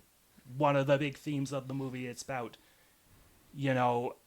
being consumed by your art and feeling sort of helpless. And an artist always puts a little bit of themselves into their work, and then she pulls a fucking muscle out of her leg. Yeah, no, like, and like, which that was a cool effect, but also it's a great effect. And at that, if the film just sort of played that out to an extreme, that would have been fine. Yeah, because like, again, it plays into her being consumed by her art. She is literally willing to mutilate herself for it. Because she finally has something that she feels like her own. Yeah.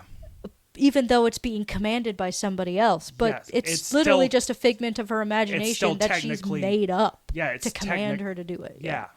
It's technically her own. She's actually doing it, even if she feels she is not controlling the situation. But that's not what happens. So the farthest she gets is just yanking out some tendon in her leg, which is still like, so fucking gross. And then she kills her fucking boyfriend and the sister, and I feel as if that was only in there to placate gorehounds who got fucking tricked into seeing this movie thinking they were seeing a fucking slasher. Like, no, I just like... There's no... Like, I kind of get it. Like, it still kind of plays into the themes, because she's now so consumed by her art that she is willing to kill and mutilate her friends for it. But, like, that just seems like so over the top and needless. Oh, it is. And if I got my ass kicked by a chick who was already wounded in the leg... Fuck me. Yeah, I just like at that, like, I think that's what infuriates me so much. It's just like, this woman is already like she's fucking delirious from blood loss. Her leg's delirious from blood loss. Her leg is fucked up, and you still lose. Oh, and of course, it's a bit of a throwback to when she wakes him the fuck up by plugging his nose. Who does that? I forgot about that. Yeah, and then it comes back later to her, like, plugging his nose and holding his mouth in order to, like, suffocate him and kill him. And it's like he's just sitting on the floor waving his arms around like, oh no, there's literally nothing I could do against this woman who is fucking injured from blood loss. Like... Yeah, no. So, also, don't fucking wake people up by plugging their nose, please? I know the film thought that was Haha, it's so cute. cute. No, I don't want to wake up just no. I'm gonna punch you straight in the goddamn face if I wake up like that. Haha, that's not. It's just my quirky girlfriend. Dude, you can't fix her. Run. Yeah, no, and of course it ends with her in the fucking red room from fucking Twin Peaks, watching herself die, and sort of she's fully completed her work of art. She's fully been consumed by it, and then she literally puts herself in in a box. Like her mom's. The hallucination of her mom said, "Oh, well, when no one needs a puppet anymore, you put it away." And it's like... And of course, the inside of the box is alluded to during a little stop motion scene where a little puppet that has her consciousnesses and is trying to run away from the Ashman. And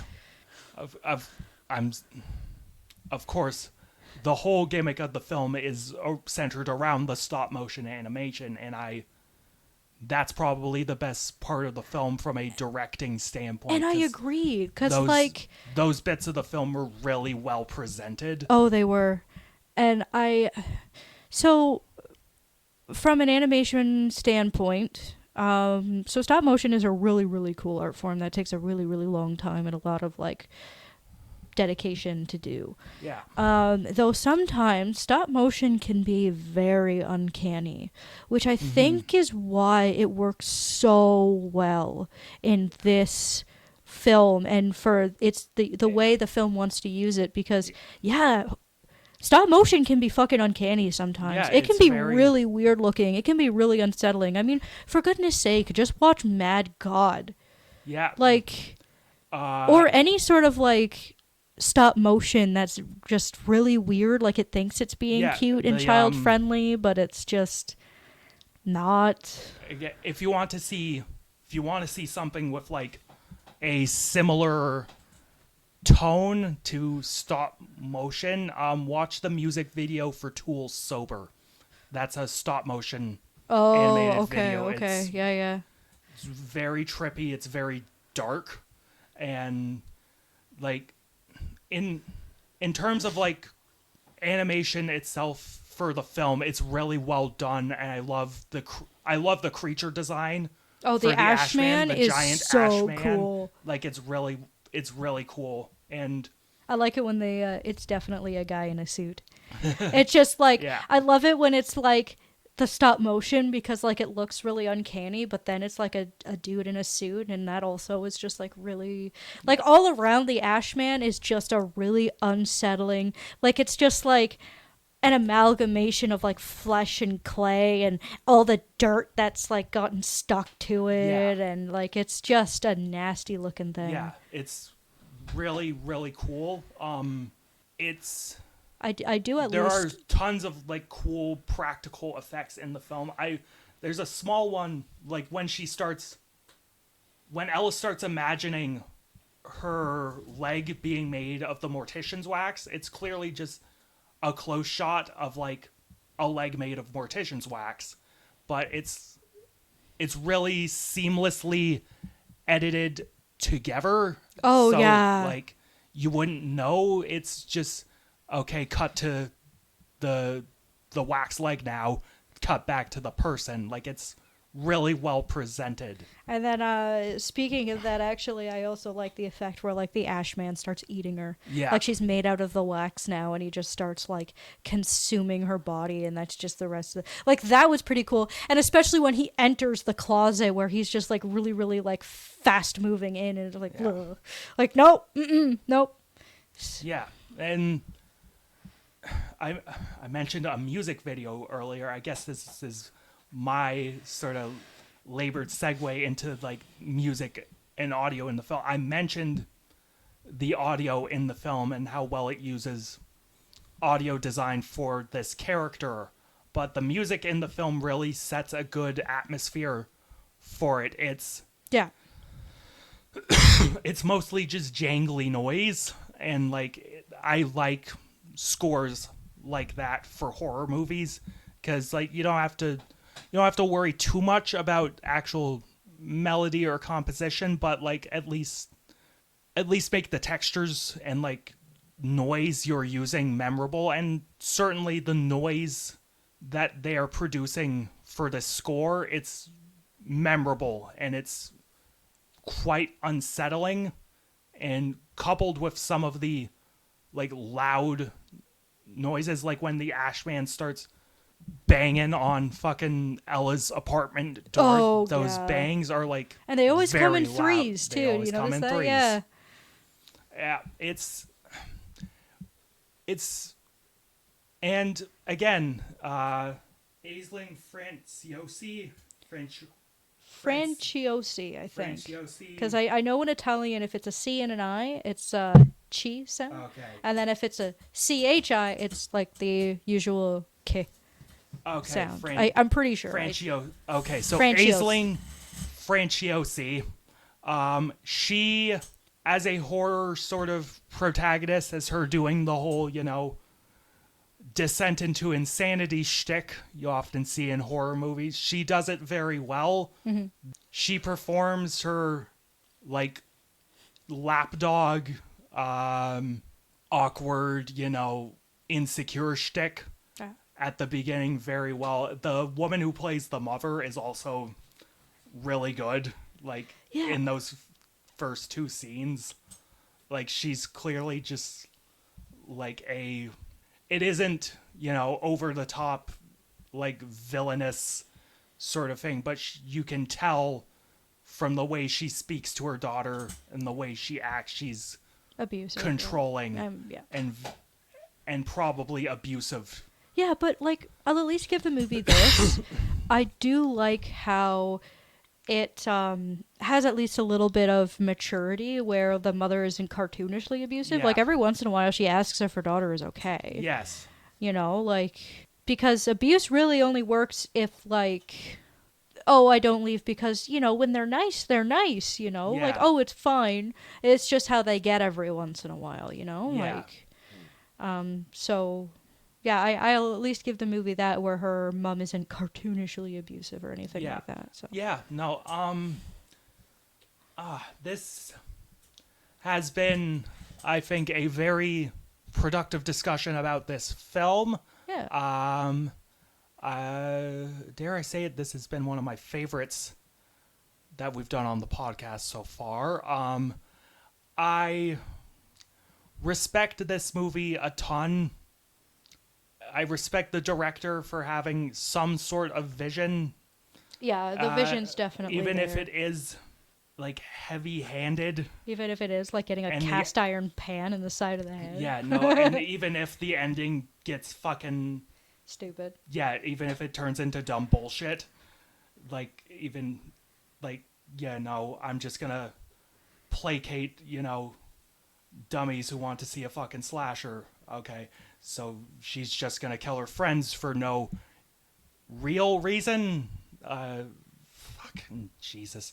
Just have her mutilate herself and have the friends discover her.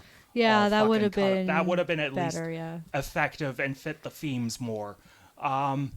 Yeah, no, after I finished rewatching it, I stuck with the initial score I gave it, but after discussing it with you, I'm going to bump it down incrementally. I am now feeling a 6.5 to a 7 out of 10.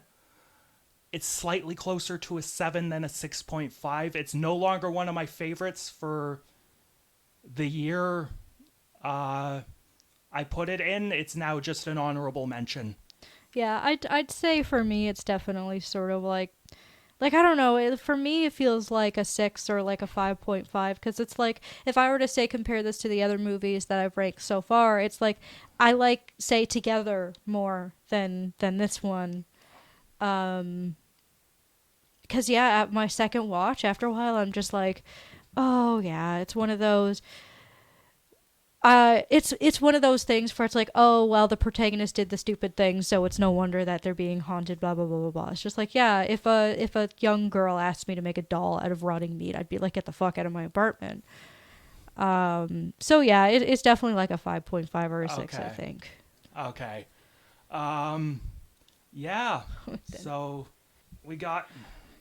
Now we move on to my recommendation, which is boy. Stuart Gordon's film Reanimator. Came out in 1985, Yeah, want to say. 1985. Yes, and this film was made by Stuart Gordon, as I said, and Stuart Gordon is a big theater geek. He even went on to direct a musical version of this film. Oh, that's so Yeah. good. Yeah. Oh man, I need to see that now. Yeah, no, he did a full like musical stage production of Reanimator. That's And- awesome. Yeah, Let's and- go. And this also was Reanimator was sort of caught up in a sort of the last legs of a production company called Empire International, which produced a film called Ghoulies, and that was like a fucking massive hit for the production company. So everything they did after that, because they had a fuck ton of money because of that one film, Ghoulies, they just sort of poured it into everything they could. One of those films being Reanimator, and like none of them quite stuck.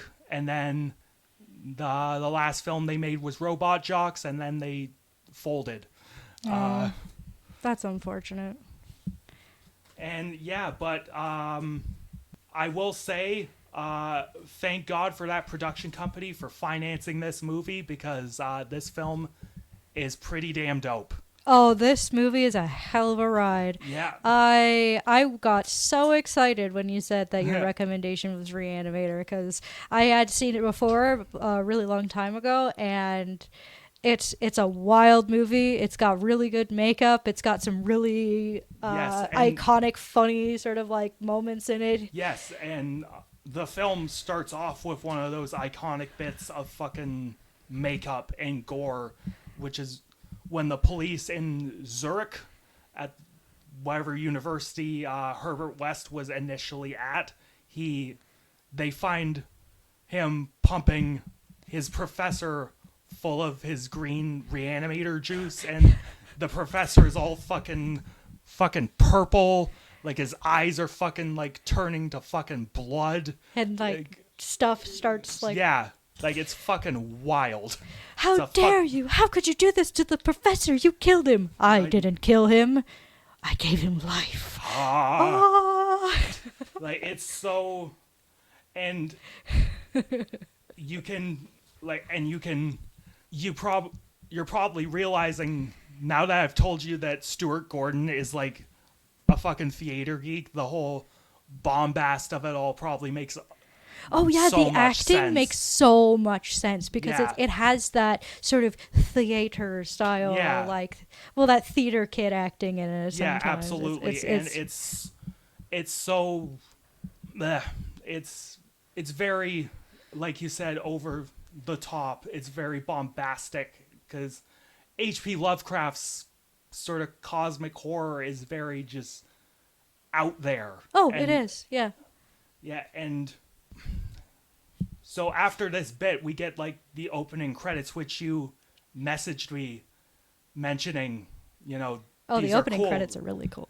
All these like colorful anatomy drawings, and this is where the music kicks in, and I really like the music for this film. Yeah. Because it feels like it was retro even for like an 80s movie, because like it feels like the score is from a 60s movie, like like an old 50s 60s horror movie, just filtered through 80s production. Yeah. So like the opening credits, like this opening piece that I don't know if you noticed, but it kind of sounds like the theme from Psycho. Oh, okay. Yeah, yeah. Yeah, no, it's I like, hear it now. it's kind of amazing that no one got sued over that, but it's, we are, Please don't sue them now. Reanimator is such a lovely little movie. Please yeah, don't. no, like, Don't take this away from me. yeah, so, like, it's that big, those, like, over-the-top staccato violins, but, like, on top of that, you get, like, these fat fucking 80s boom, boom, fucking 4-on-the-floor drums Yeah. over top of it, and it goes hard. Oh, yeah. And like, it's such a great tone setter for the film. And then after that, we get into introducing our characters. We get introduced to Dr. Kane, who's like sort of the straight man compared to Herbert West. He's a residency student at the Arkham University Hospital, which is like the little town that all of H.P. Lovecraft's stuff takes place in. So we get introduced to his character, and the trait that gets introduced and that comes back later is that he is a bit too exuberant when trying to save patients. He gets a little too committed. He can't accept when a patient is gone.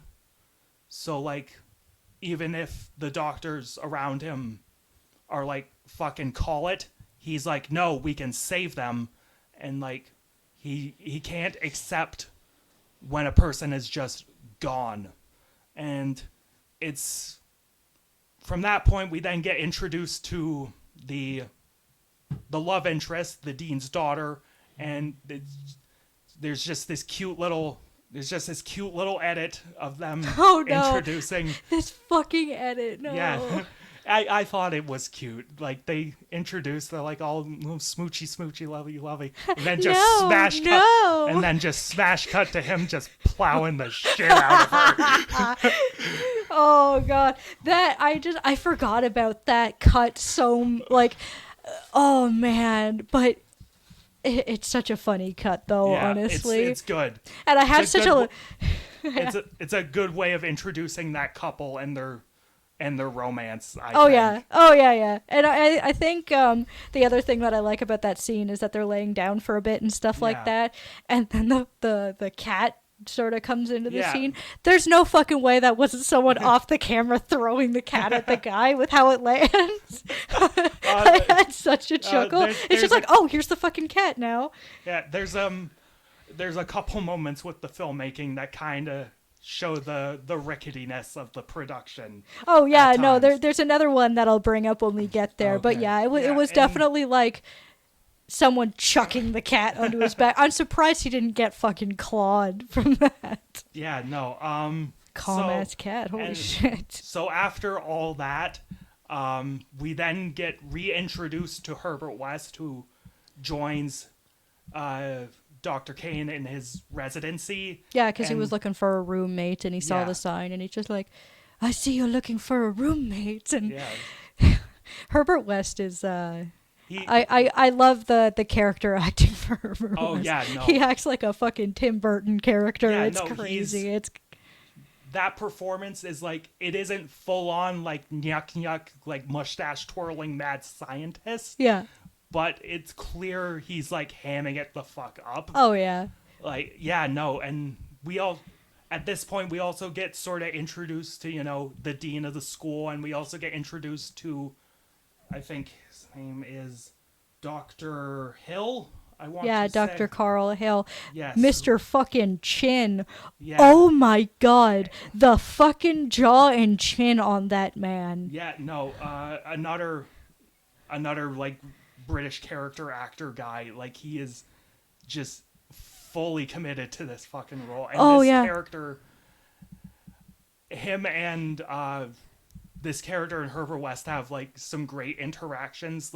The scene where they're doing, where Dr. Hill is Oh yeah, he's doing showing how to do like brain surgery, on a cadaver, on a like opening up the cadaver. skull and and you he's know. explaining all his, the science behind, Yeah. oh, after you die, the brain only has like 6 to 12 minutes of activity before it to click at two ends, and Herbert West is just snapping pencils to fuck with him, and like Hill just has none of it, and it's like, Bring a pen next Yeah. time, yeah, no, it's Mr. just West.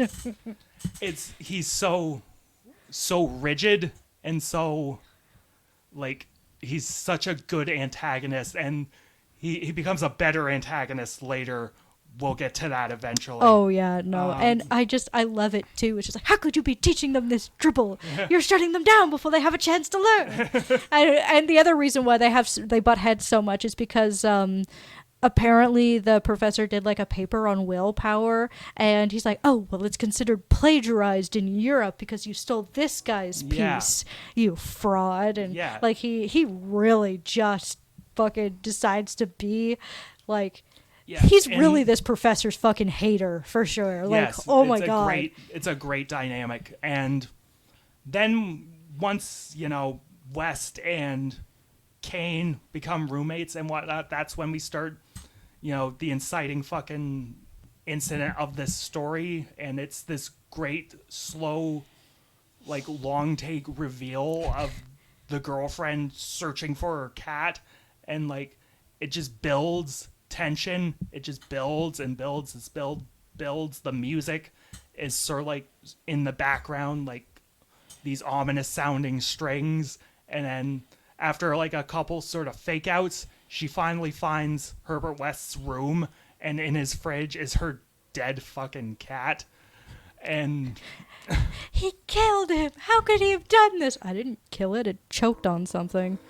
yeah, no, it's such a great reveal. And then later on, we find out what Herbert West was doing with that cat. He was trying to use his green reanimator goop to bring it The back to glow life. stick fluid. And yes, the bright neon green fucking Mountain Dew drink.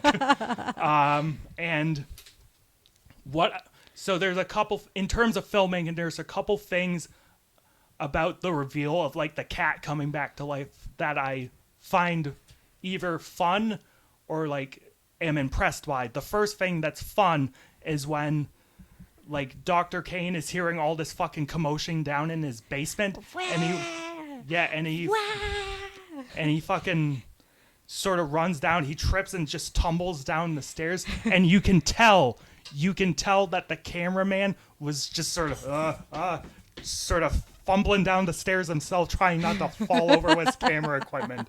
It's so fucking funny.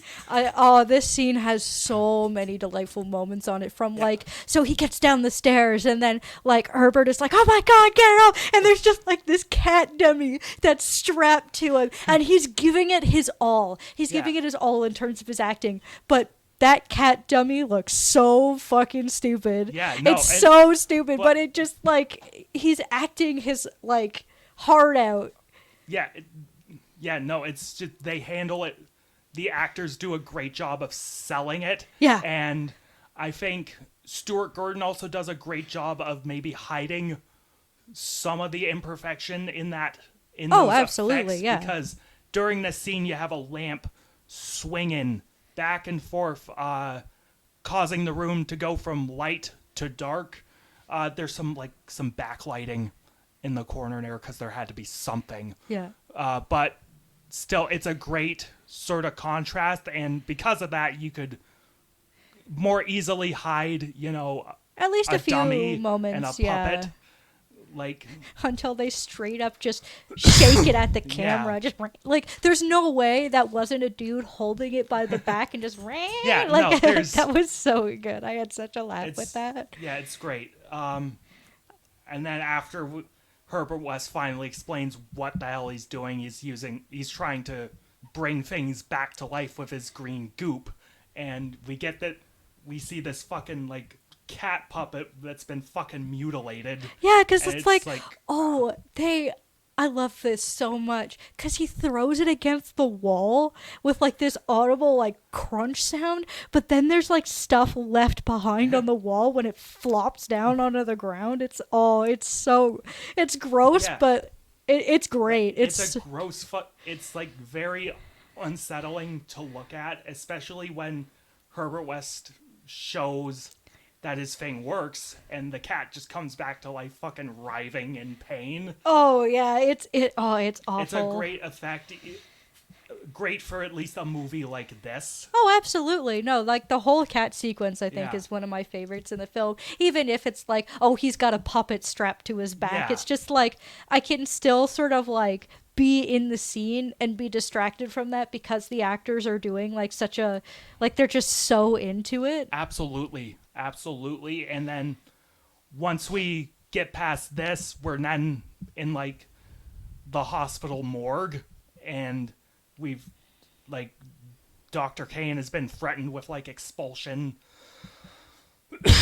for hanging out with Herbert West and doing all this sick shit. And you know, this sequence in the morgue is such a great example of tension building. Yeah. Even though it's, you know, it's basic cross-cutting, but it's so effective in how it's constructed and when they're cutting back to certain things. So, like, for a long time, we're with Kane and West trying to, you know, pick a body and trying to revive it. And then we cut back after a while to Kane's girlfriend, the dean's daughter, and she's wondering, you know, what's going on. You know, at that point, the dean has gone down to the morgue, and we're just cross-cutting between all these people, just sort of waiting around while Kane and West are reviving,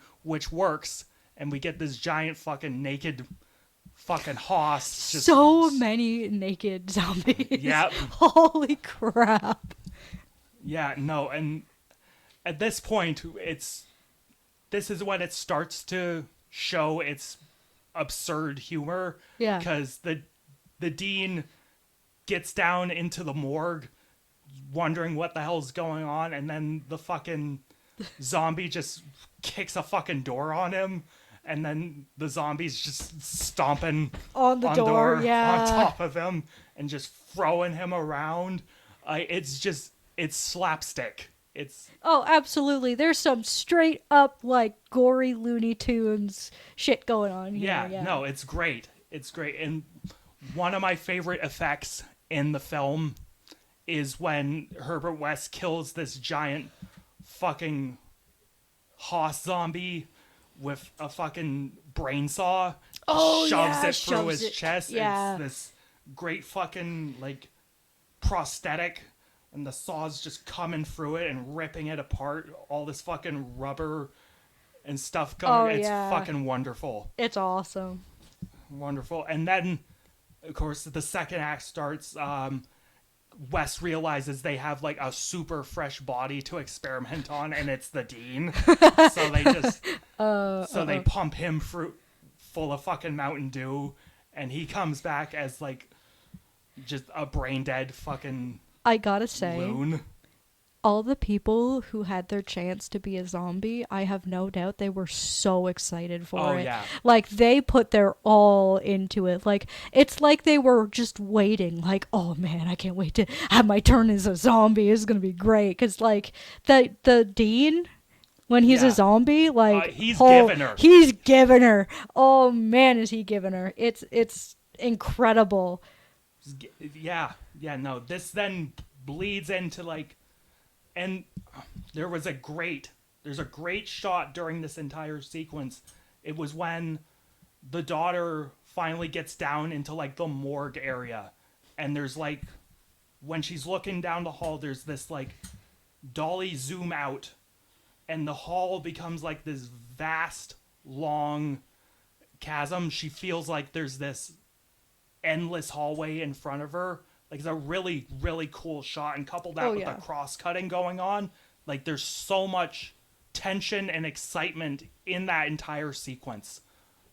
But moving on, we then get into like the What did you do to my dad? second What's act, wrong and with that's him?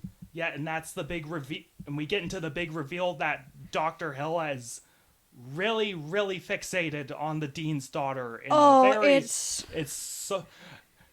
I mean, it's kind of hinted at like earlier in the Yeah. movie because he's having like dinner Yes. with the dean. And he's just like, "Do you think it's appropriate for him to be dating your daughter like that?" And it's just like the Yeah. little bit of jealousy in his tone Yeah. where it's like I saw that and I immediately made a thing in my notes like, oh yeah, he wants to fuck the dean's daughter. And then later I was like, oh my god, he wants to fuck the dean's daughter.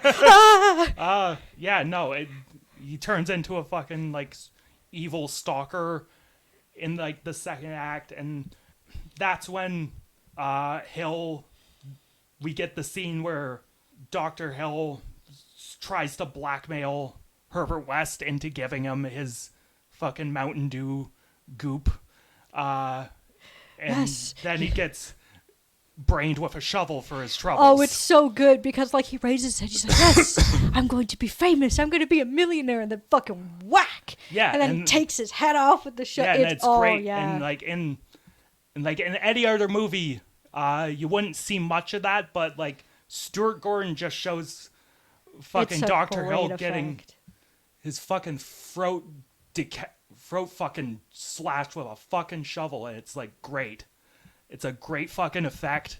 And like during this, he's like Herbert West is like fucking plagiarist. Fucking like Yeah, he's just yeah. mad about But him. then he can't help himself, and he brings him back to life. Yes, with and the then he puts Mountain him- Dew. But he puts his head on a fucking meat thermometer in a bucket of blood. And it's very clear that, you know, the actor is like under the table. But and it- his head it's still is through great, yeah, it's though. great. Yeah. Like the effects are like obvious in how they're done, but there is such an endearing charm to that. Exactly. It's Like, just like, it's oh, all I know how this was done, but Like it's gosh, you practical. don't care. They're trying, and it still looks good, I suppose, despite like the cheapness and the roughness around the edges. Yeah. And then this is when the film turns into a fucking Looney Tunes cartoon, because this is when the body of Dr. Hill comes back to life along with the head, and like He like it's weird because like he comes up behind like Herbert Yeah. and he grabs his head, and you can kind of get the idea that he's supposed to like smash his head into the table, but like it doesn't quite work. So he literally touches his head, and then it's like he passes out. It's like touch, but it's like I think what it was it's- supposed to be was he slams his head into the table. and then we but- get bit after bit of Dr. Hill and his headless body just fumbling around rooms. it's so good. Yeah, no, he's and then my favorite thing, His body's trying to find shit and is like bumping into things, and he just like and rolls his eyes. It's so yeah, good. it's so funny. And then we get into the last final bit. At some bit before this, there's like a big moment where Dr. Kane and the dean's daughter have like this big emotional scene, which for a film like this was really well written and really, really well performed. Like even if it was a little hammy, it was Yeah. like well performed, and it, of course it's interrupted by the zombie dad coming through and kidnapping the dean's daughter. Yeah, because he figures out that if he lobotomizes the zombies, he can control them. Yes. Which is crazy, but you know what? Hell yeah, let's Yeah, go. fuck A yeah. zombie controlling zombies. Yeah, and after that, we get probably my favorite comedy bit in the entire film.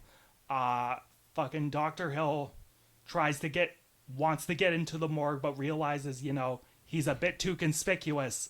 So he sees a fucking dummy and puts the head on his headless body, dresses up like a doctor, and sort of stumbles his way into the morgue. And the security guard's like, "Oh, Dr. Hill, hey." And Yeah, he's just got his head walks in a bag, and yeah, it's just That it's a security guard just does not give a shit, man. No, he doesn't.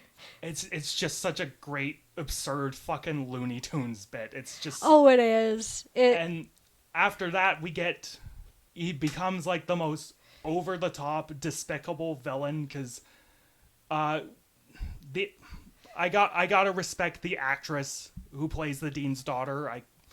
I can't remember the name. I should have remembered these actors and name. Yes, please. Thank you. Oh, yes. Barbara Crampton. Barbara Crampton. Yes, good for she Had to- laid it out all there. Like she was willing to show boobs and everything for this I was film. not. And good for her. I was like, oh yeah, boobs, and then it like zoomed down a bit, and I was like, oh oh.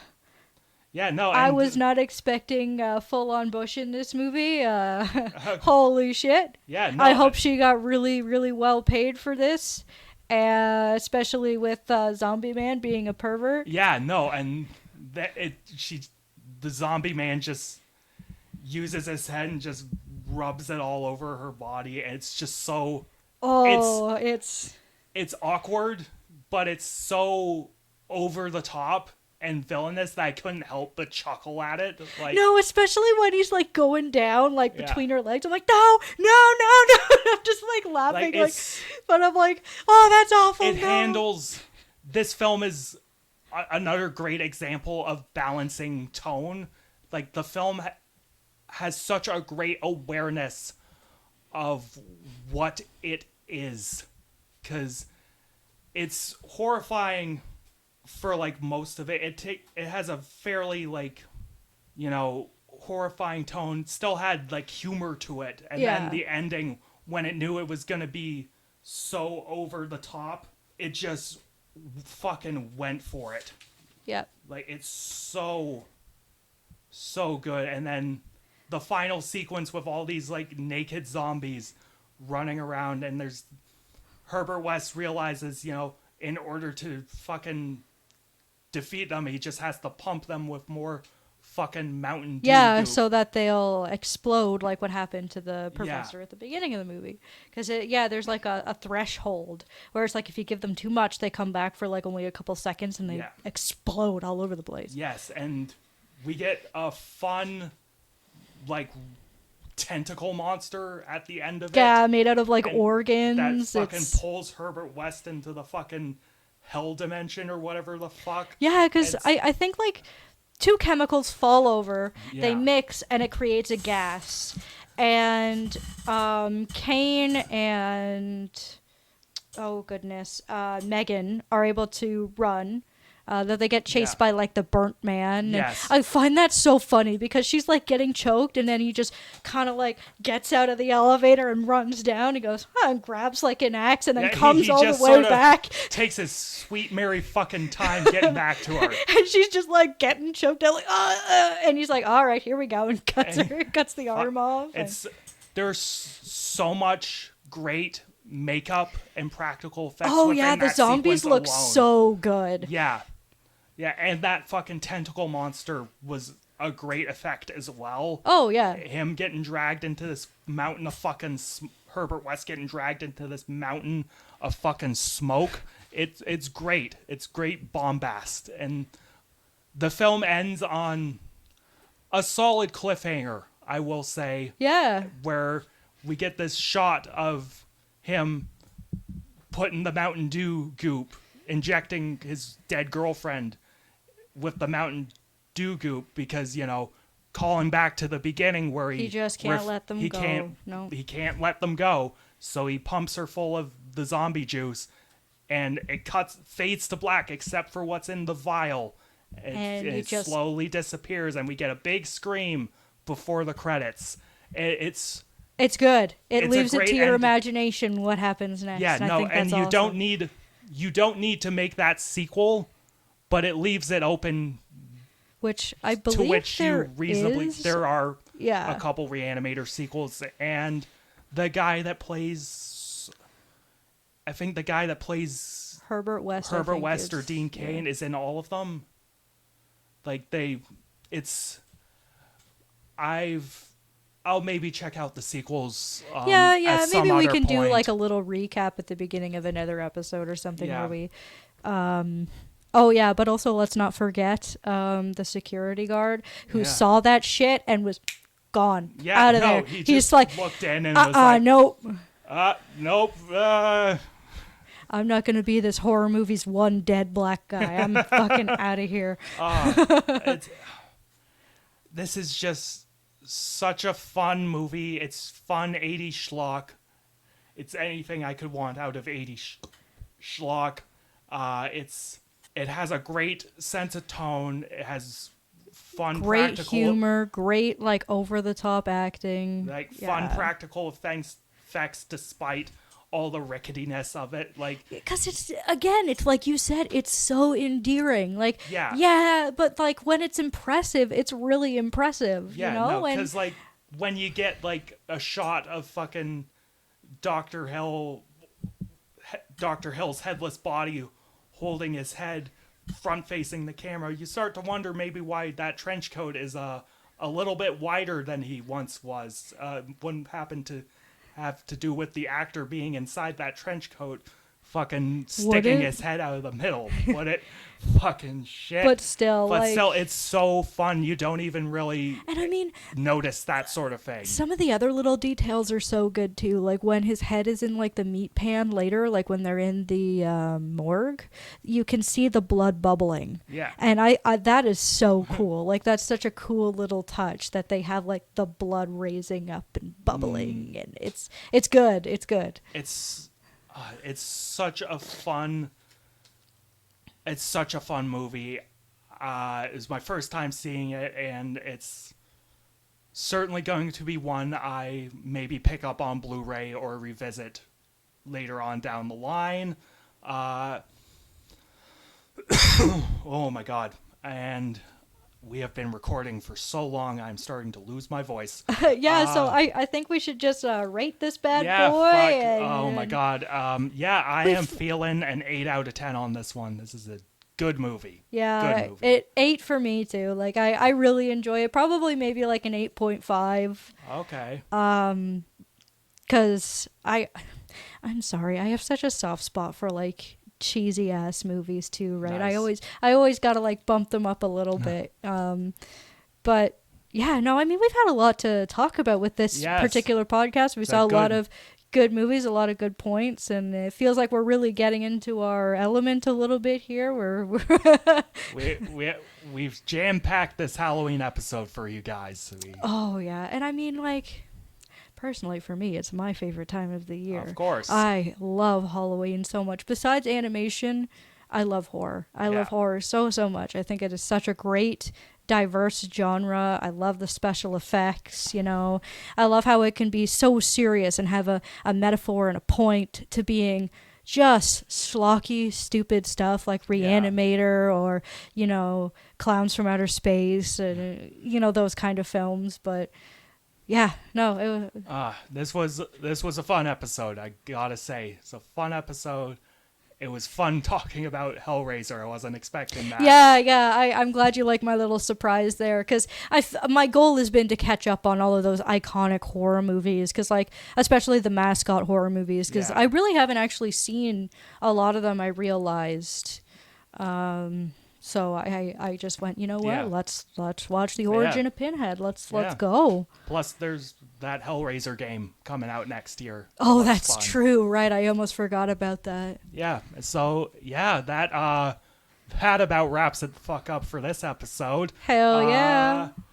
And it's my pick for the next episode. So oh Jesus fuck. My selection for a theme for the next episode, we're going to be talking about all sorts of ne'er-do-wells, gangsters, hooligans, all sorts of crime in our next episode. We're talking about gangster movies, crime movies, that sort of thing. And my pick for a movie for this episode, it's one that I've been trying to get us to watch for what seems like 5 fucking years at this point. My pick is Brian De Palma's Scarface. Oh, I should have seen this coming. Let's fucking go. All right. Yeah, so in which case, my pick for our next is Who Framed Roger Rabbit? Nice. I'm really excited to talk about that one because there's so many like little things in this film, like all the practical stuff that they had to do to really blend this 2D and like, you know, real world together. It is such a like it's definitely a milestone for animation, this film. Okay. It's really important for animation, not only because of that, but also just all the iconic characters that we get to see together in one film. Nice. Yes, and this is, you're gonna fucking side-eye me. I haven't seen this film. Well, you know So, what? That's you've honestly given good. me- That's honestly you- good. Yep, you've given me the excuse to finally see it. So, come prepared next month for our discussion of Scarface and Who Framed Roger Rabbit. Episodes come out at the end of every month, once a month. Give us a like, give us a follow, give us a share. Check us out on YouTube, Spotify, Apple Podcasts, wherever you listen to this sort of stuff. And yeah, for everyone here, I'm Phoenix. And I'm Kara. And remember, if some little girl wants you to use fucking steak in your stop motion movie, just don't listen to her. And have a happy Reanimator. See ya later, guys.